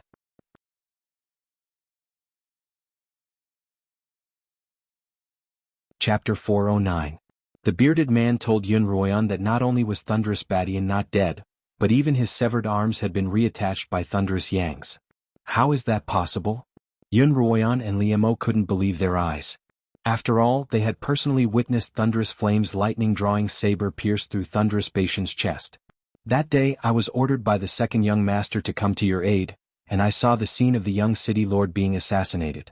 At the time I too thought that the young city lord was dead for sure, and I even went back to report the situation to the second young master."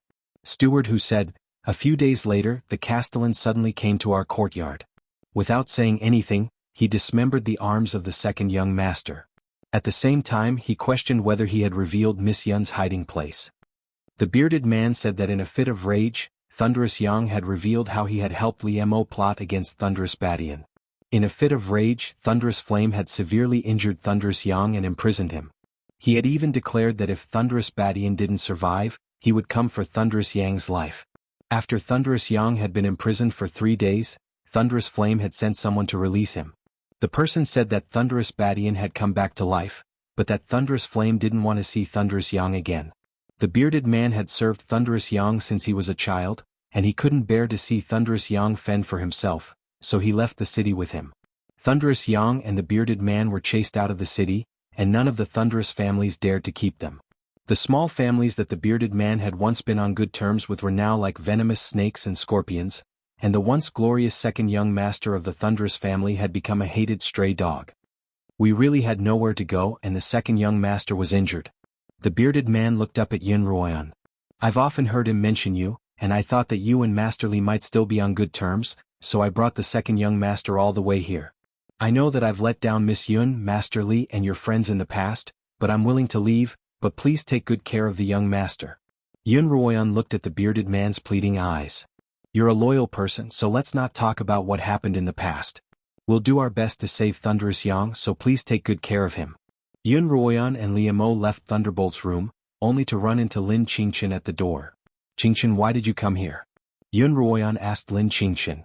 "I'm here to ask Butler Who for something," Lin Qingchen replied. "What is it?" Lin Qingchen raised her empty hand. "This is the spatial ring my grandfather gave me. Miss Lin." The man with the mustache heard Lin Qingchen's voice and walked out of the house. He looked at Lin Qingchen in confusion. "Steward Who, you came out at the right time." Lin Qingchen said coldly, "My spatial ring is in your hands. Can you return it to me now?" "Miss Lin, what space ring are you talking about?" The man with the mustache had a dumbfounded expression. I don't understand." Lin Qingchen frowned and looked at the man's hands. Seeing that he wasn't wearing anything, she continued, "Since you don't understand, I'll explain it to you in detail." Lin Qingchen explained in detail how the spatial ring containing Whitey had been snatched away by the head servant of the Thunderclap family, as well as when she had seen the ring appear on the mustached manager's hand. The mustache man took a while to react before he finally remembered. He slapped his forehead and said, "I remember now.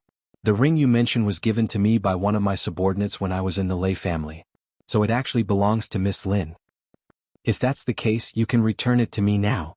Lin Qingchen interrupted the mustache man's words and directly opened her palm to him. Ever since Lin Qingchen had lost the ring, she had been longing to get it back, but she hadn't had a chance to do so while she was with the Thunderbolt family. Later, when Zhui Feng had come to save them, Lin Qingchen hadn't had the time to retrieve the ring. After she returned, she hadn't brought up the matter to Xuanhuan, but when she heard that Steward Who had entered the Lin residence, she couldn't wait any longer and rushed over.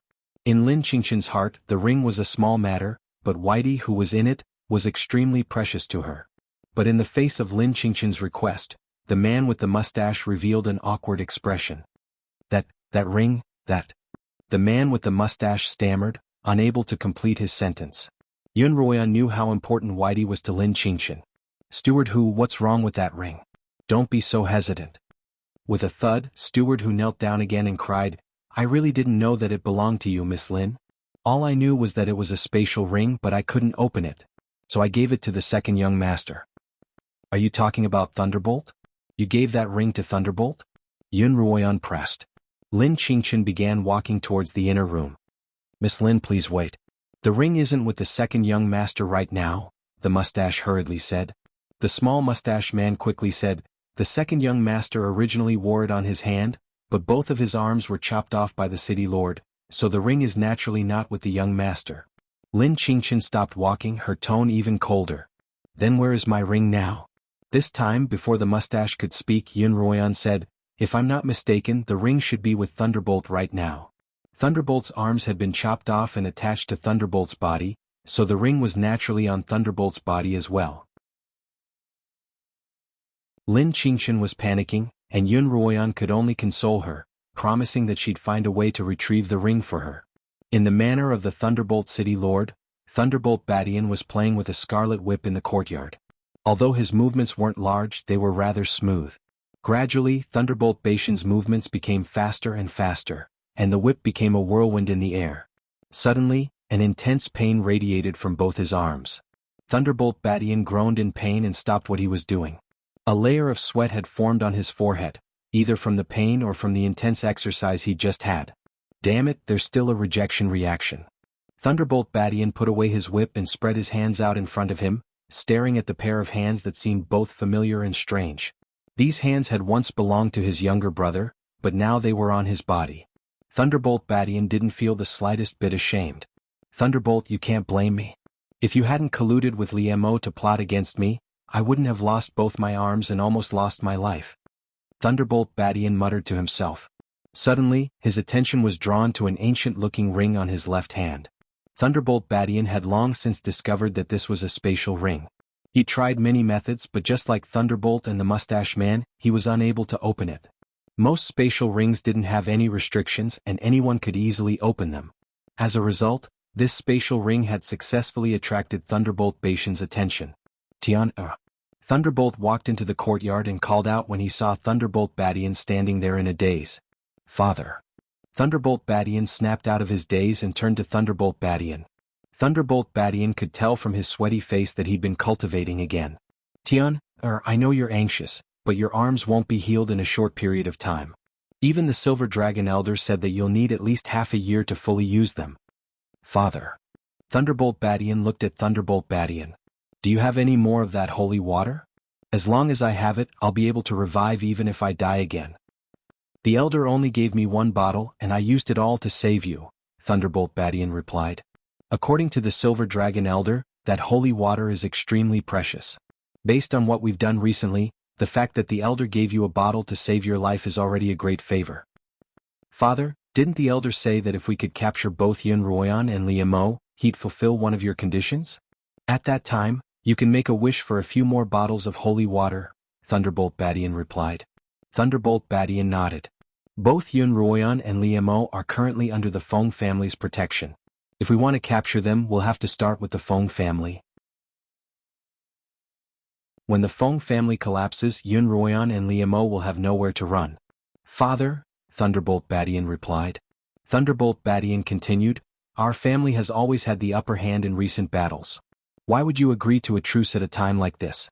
Wouldn't this be giving the Feng family a chance to catch their breath? In my opinion, we can simply ignore the truce and take down Thunderbolt City in one fell swoop, capturing both Liemo and Xuanhuan." Thunderbolt Badian's agitated tone turned even more helpless. "Of course I want to do that, but it's not just the Feng family that needs to recuperate. Our Thunderbolt family, the Wu family, and the Qin family also need to rest and recuperate.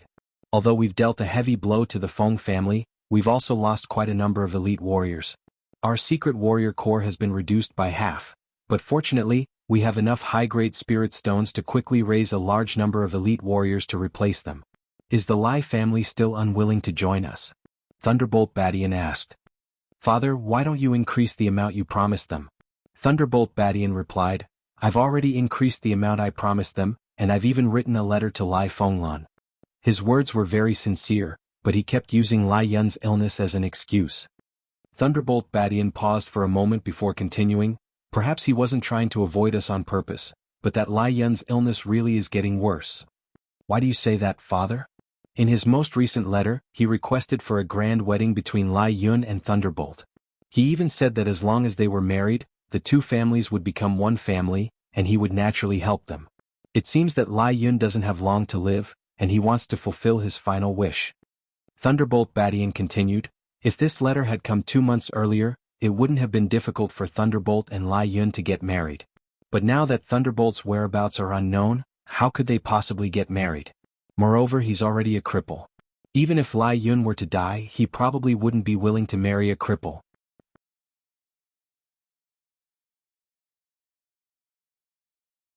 Chapter 410. Father, do you have any news of my brother's whereabouts? Thunderflame asked. Thunderflame shook his head, his tone still angry. No, I've severely injured him and there's no place for him in Thunderbolt City. It's hard to say whether he's still alive or not. Why don't we find him? After all, he's your son and your blood flows through his veins, Thunderflame probed. I don't have a son like that, Thunderflame replied firmly. Thunderflame said resolutely, I originally thought that it would be fine to raise him properly. I didn't care about the small troubles he caused in the past, but I didn't expect that he would almost harm you this time. The Thunderflame family can't allow such a traitor to live. Pai Badian didn't say anything else, but the corners of his mouth curled into a faint smile. Pai Yin and he were half-brothers of the same father but different mothers. Pai Badian was the son of Pai Yan's main wife, while Pai Yang was merely a child he had with a servant girl after drinking too much. Although Pai Yan's blood flowed through their veins in his heart, these two sons were as different as the clouds and the mud. One was his pride, while the other was his humiliation. He had always been strict with Thunderflame, his future successor, and had strict requirements for him. As for Thunderflame, he didn't care about him at all, but in the eyes of outsiders, it was a form of pampering. Even Thunderflame himself was more doted on than Thunderflame, but what he didn't know was that true love came with strict requirements. But in the past 2 years, Thunderflame had made some progress in his cultivation, and he had wanted to train him to be Thunderflame's right-hand man, but this incident had caused the hatred that Thunderflame had suppressed for many years to suddenly burst forth. At that time he had held the idea of killing Thunderflame, but he had not thought that Thunderflame would not only stubbornly survive, but also survive to Wind City and be rescued. Although the new year hadn't arrived yet, Count of the Wind was already making preparations for the upcoming war. He'd set up defenses in various small cities before returning to Wind City. As soon as Xuanhuan received news of Count of the Wind's return, she'd immediately gone to the city guards and invited him to treat Thunderflame's injuries. After Count of the Wind's treatment and recuperation, Thunderflame finally began to recover day by day. However, although his body had recovered a lot, his mood had always been very gloomy. The sunny and somewhat arrogant youth of the past had died forever. Xuanhuan sympathized with Thunderson's plight. He'd gone from being the young lord of a city to nothing, and he'd even been crippled by his own father. Xuanhuan could empathize with his pain. As a result, Xuanhuan would often come to Thunderclap's aid when she had nothing better to do. One day the Count of the Wind came to see Thunderclap again. Coincidentally, Xuanhuan was also present. You're recovering well. The Count of Wind said, from now on, this old man doesn't need to come and see you, second young master. Feng Bo, you don't have to call me second young master from now on. Just call me Thunderbolt. Thunderbolt smiled bitterly, I have been chased out of the Thunderbolt clan forever. From now on, the Thunderbolt clan has nothing to do with me. The Count of Wind sighed, nodded, and was about to leave. Seeing that he seemed to have something on his mind, Xuanhuan asked, Fengbua, is something the matter? Is it regarding the Thunderbolt clan? Hearing Xuanhuan's question, Count Feng stopped in his tracks and walked back to the two of them. I've just received news that the Thunder family has proposed marriage to the Lai family. If the marriage is successful, I'm afraid that the two families will join forces once more, and it'll be even more difficult for the Feng family to win. The Thunderbolt clan has proposed marriage to the Lai clan? Thunderclap looked shocked. Xuanhuan remembered that Lai Fenglan had told her that Lai Yun and Thunderclap had been engaged to each other since they were young. With Thunderclap's current state, he couldn't possibly go to the Lai clan to propose marriage. What was the Thunderbolt clan up to this time?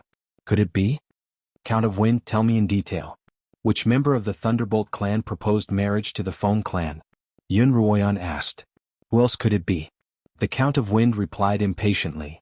Of course it's that Thunderbolt Badian, the first miss of the Lai clan who came back from the dead. As expected, Xuanhuan's ominous premonition had turned into reality. The Thunderbolt clan has already announced that the second young master of the city, Thunderbolt Yang, has passed away due to a serious illness. However, in order to fulfill their engagement with the Lai clan, Thunderbolt Badian will take his brother's place and marry Lai Yun, the Count of Wind added. What did the Thunderbolt clan say? Xuanhuan asked. Not yet, the Count of Wind replied. Lai Yun probably won't agree, the Thunderbolt clan suddenly said. Lai Yun never liked my brother, Thunderbolt Badian. She said that he was too smart and powerful and she was afraid of him. But the marriage between the two clans probably isn't up to her, is it? The Count of Wind was still worried. Everyone present knew what a marriage between the Thunderbolt clan and the Lai clan would mean.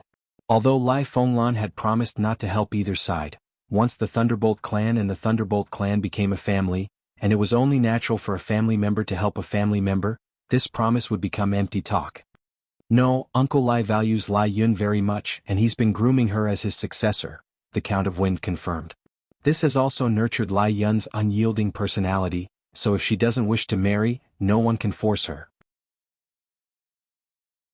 Xuanhuan had some experience with this. Back at the banquet the Lai clan had hosted for her and Liu Mo, she could tell that Lai Yun's words carried a lot of weight. When Lai Yun had proposed not to help either side, Lai Fenglan had clearly been stunned for a moment, which meant that this decision had been made by Lai Yun, not him. If Lai Fenglan could allow Lai Yun to make such an important decision, then surely he would respect Lai Yun's own opinion on the matter of marriage as well. I've actually heard a little about Lai Yun's personality. The Count of Wind sat down on a nearby chair and looked at the Count of Wind. At the same time, I've also heard that Miss Lai's heart belongs to you. If you were to personally meet her, young Master Li, perhaps you'd be able to completely dissuade her from marrying you.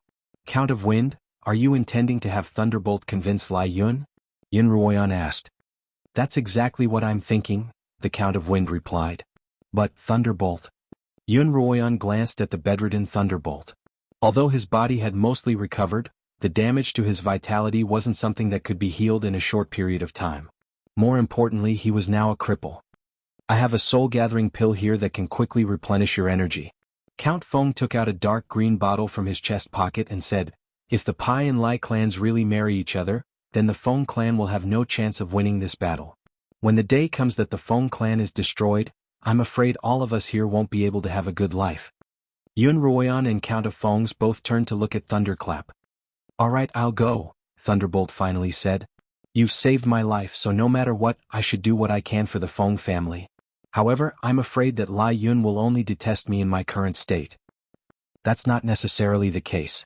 Xuanhuan could tell that Miss Pai didn't seem like the kind of person who would despise others for no reason.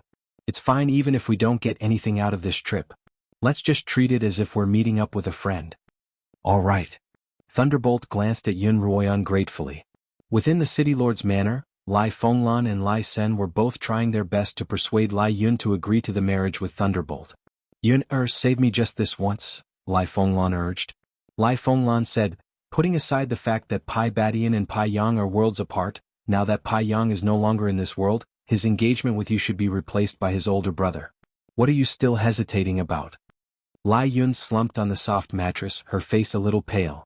Thunderbolt's death had dealt quite a blow to her. Thunderbolt is Thunderbolt, and Thunderbolt is Thunderbolt. They're two different people, so how can they be compared? Lai Yun said angrily, I was still blaming Thunderbolt in my heart for not coming to see me, but it turns out that he's seriously ill just like me and he even lost his life. Why would the Thunderbolt family hide such an important matter from me? Why wouldn't they let me see Thunderbolt one last time? You can't blame the Thunderbolt family for this. Lai Fenglan sighed and sat down by Lai Yun's side. I've kept your recovery a secret from the outside world, and the Thunderbolt family must have kept Thunderbolt's death a secret because you were ill as well. But it seems that the Thunderbolt family still has some humanity in them. Even after Thunderbolt's death, they're still willing to accept this marriage. That's right, sister. Thunderbolt wouldn't want you to be a widow for the rest of your life, would he? Lai Sen, who had been silent all this time, suddenly spoke up. Lai Fenglan's sharp gaze swept over Lai Sr. No one's going to think you're mute if you don't speak. Lai Sen was so embarrassed that he didn't dare to speak anymore. Father.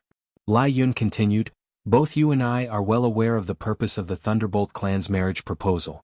I won't say it out loud. I know the severity of this matter. Let me think about it carefully. Ah. Lai Fenglan sighed and stood up. Looking at his precious daughter, he couldn't bring himself to say a single word of blame or reluctance. Then you should think about it again. You should know that Father always respects your choices. Thank you, Father. Lai Yun finally squeezed out a smile. Lai Fenglan nodded, gratified, and then turned to look at Lai. Senator Lai Sin shivered and hurriedly said, "Sister, rest well. I'm leaving too." The father and son left Lai Yun's room together, leaving Lai Yun alone to lean against the soft mattress and stare at the plum blossoms outside the back window. Lai Yun remembered that this plum blossom tree was planted with Thunderbolt on her birthday when she was 10. Every year after that, Thunderbolt would come to the Lai family and pester her to brew a jar of plum blossom wine for him. Last year's wine was still buried under the plum blossom tree, and the tree was still blooming as vigorously as before.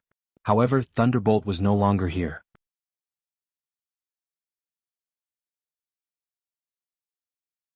Chapter 412. Lai Yun. Thunderbolt looked at Lai Yun with gratitude in his heart. At the same time he felt a little guilty. He had more or less lied to Lai Yun. "Miss Lai," Yun Ruoyan began. Thunderclap had originally planned on hiding for the rest of his life, but after learning that Pai Badian had proposed to you, he was afraid that you'd been deceived by the Pai father and son, so he came to see you. Thunderclap, don't worry. Lai Yun looked at Thunderclap resolutely.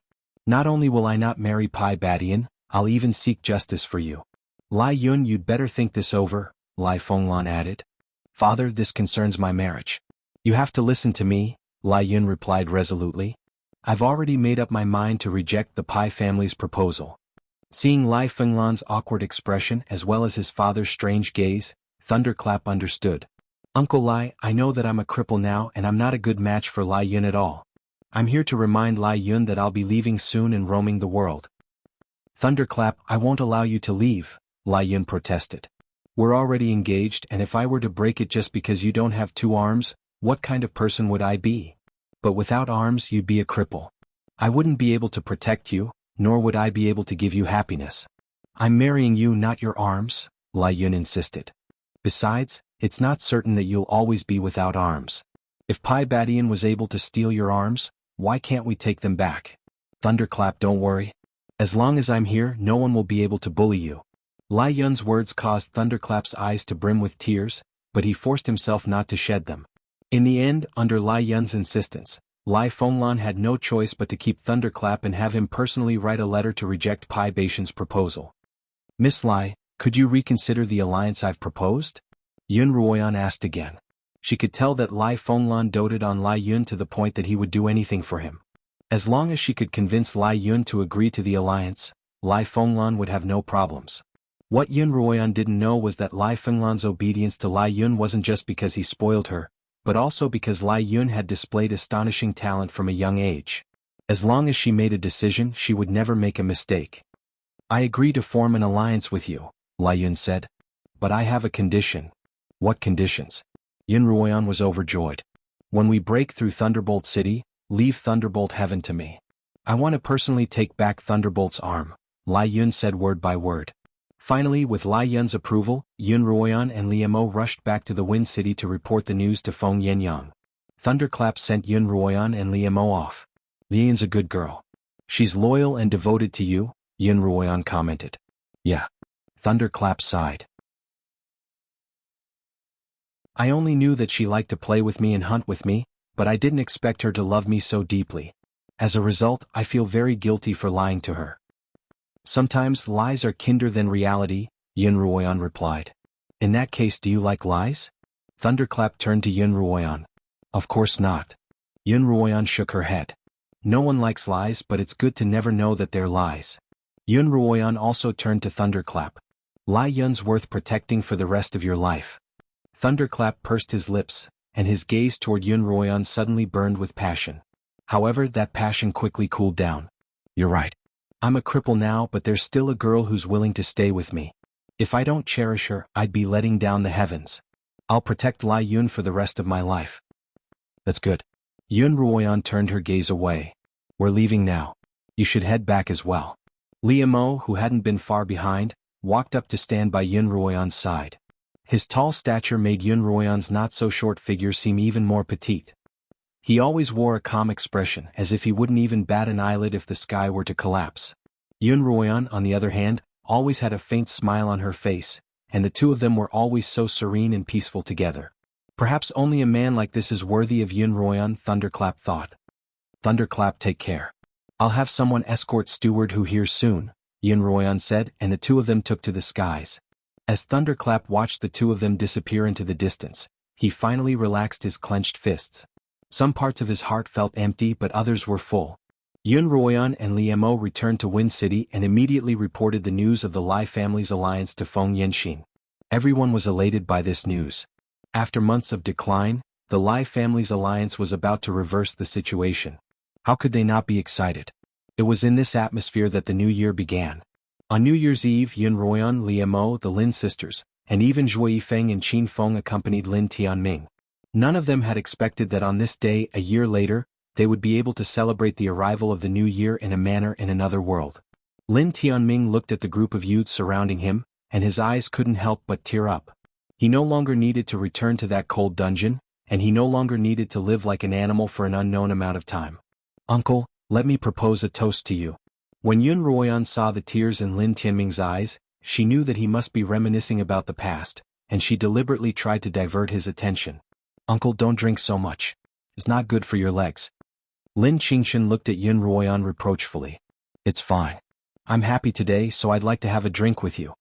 Lin Tianming took the cup of wine from Xuanhuan's hand and downed it in one gulp.